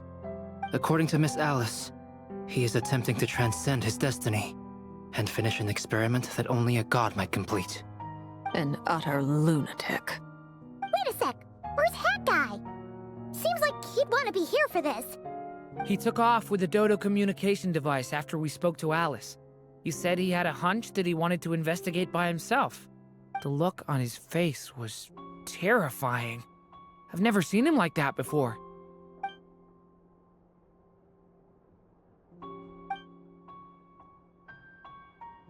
I'm back. Hat Guy! I went to look for the Hyperborean phantoms again. I think I've gotten to the bottom of it. I got them to talk to Nicole on the other end of the communications line. Turns out, the history they describe is different from how Nicole remembers it. Really? But how? Surely Nicole can't have been wrong. Because the phantoms are the ones who are deceived. They speak of a savior who appeared in their history. One who never should have existed. This savior promised to create a new moon within the false sky, and even bring back their moon goddesses. Foolishly, they believed in him, and told him everything he wanted to know about the moons. It's obvious that this was Dottoro's doing. Now you mention it, the first time we entered the Hyperborean ruins, we heard the phantoms discussing their history, and I remember Nicole commenting that something sounded a little strange. But Dottori shouldn't have been able to get in there in the first place! He didn't. Nicole said that this was an anomalous state triggered by disruptions in the causal connections between phantoms from the same era. The variables that Dottori put in place were substantial enough that they even affected phantoms that he never met. So it's not that their memories were unclear. They'd been tampered with. That's exactly the possibility Dottori was trying to manufacture.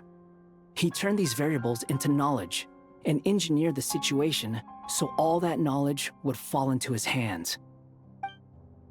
Then, he harnessed that knowledge on Moon Prayer Night to truly create a false moon. How is that even possible? To be precise, he exploited a weakness in the way the spell works. The spell senses Kuvaki to detect the moon's location. So, as long as the false moon more strongly resembled the moon than the frost moon beyond the skies, the gate would teleport Columbina to the false moon's location. In other words, to Dottoro's side. Once he had her under control, the teleportation spell remained active, and he manipulated her power to seize both moon marrows. At that moment, the moon marrows disappeared right before our eyes. It was already too late, even as we were leaving the ruins. By then, Dottore had already amassed the power of all 3 moons. So, where does that leave us? What do we do now? I'd certainly like to know what Her Majesty thinks, now that the concerns I expressed to her have come to pass. But we cannot simply sit and wait for her to decide the matter. And in any case, it is not the Fatui Harbinger Damselette who sees us as her friends, but rather Columbina Hyposelenia. If, even in such extreme circumstances, Her Majesty will not lift the prohibition on Harbingers drawing steel against one another, then I will do as my heart demands. I will fight as Peruware instead. Oh, Arlecchino! Time is short, so I'll make the first move.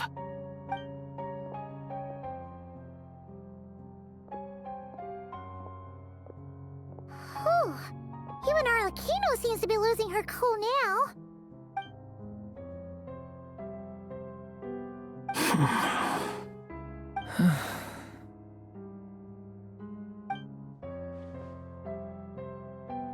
All right. Lose those dejected looks for a moment and let me get a word in. It looks bad, I won't lie. Very bad, in fact. So Dottori's pulled some real dirty tricks to gain the upper hand. For now. And yeah, it's to the point where even the mages say that his variables have affected destiny. I'm not so sure, though. Many have told me that Tevat's destiny is fixed, and that does appear to be the case. Well, what makes Dottori so sure he'll be the exception? And since he was able to stack these variables up, who's to say we can't do the same? You of all people should not be discouraged, traveler from afar. This isn't over yet. And you're not alone in that. Everyone here does, whether they've spoken thus far or not.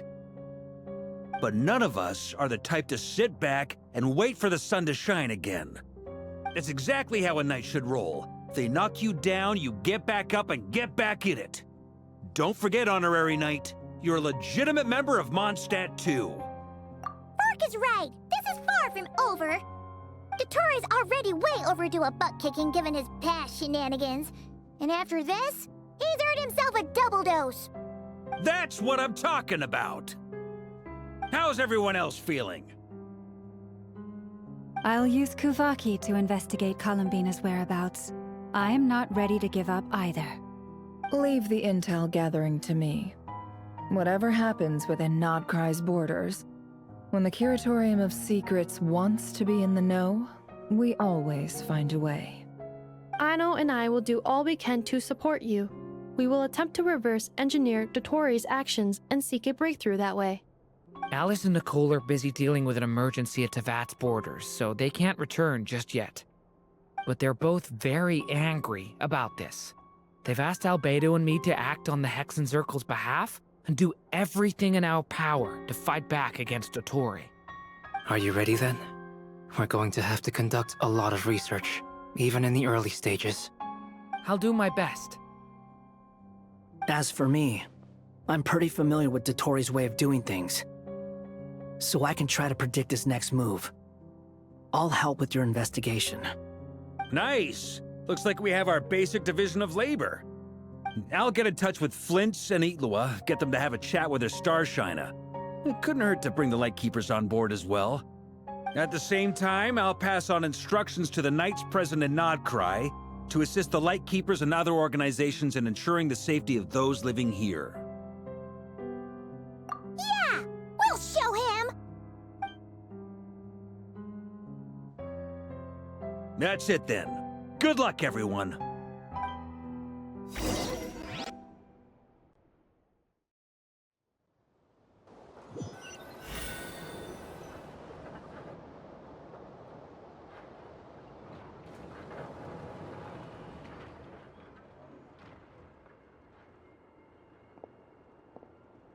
I never thought that Columbina would become my real name. It went from being a Fatui code name to something my friends call me. And remember, come night or day, the moonlight shall always connect us.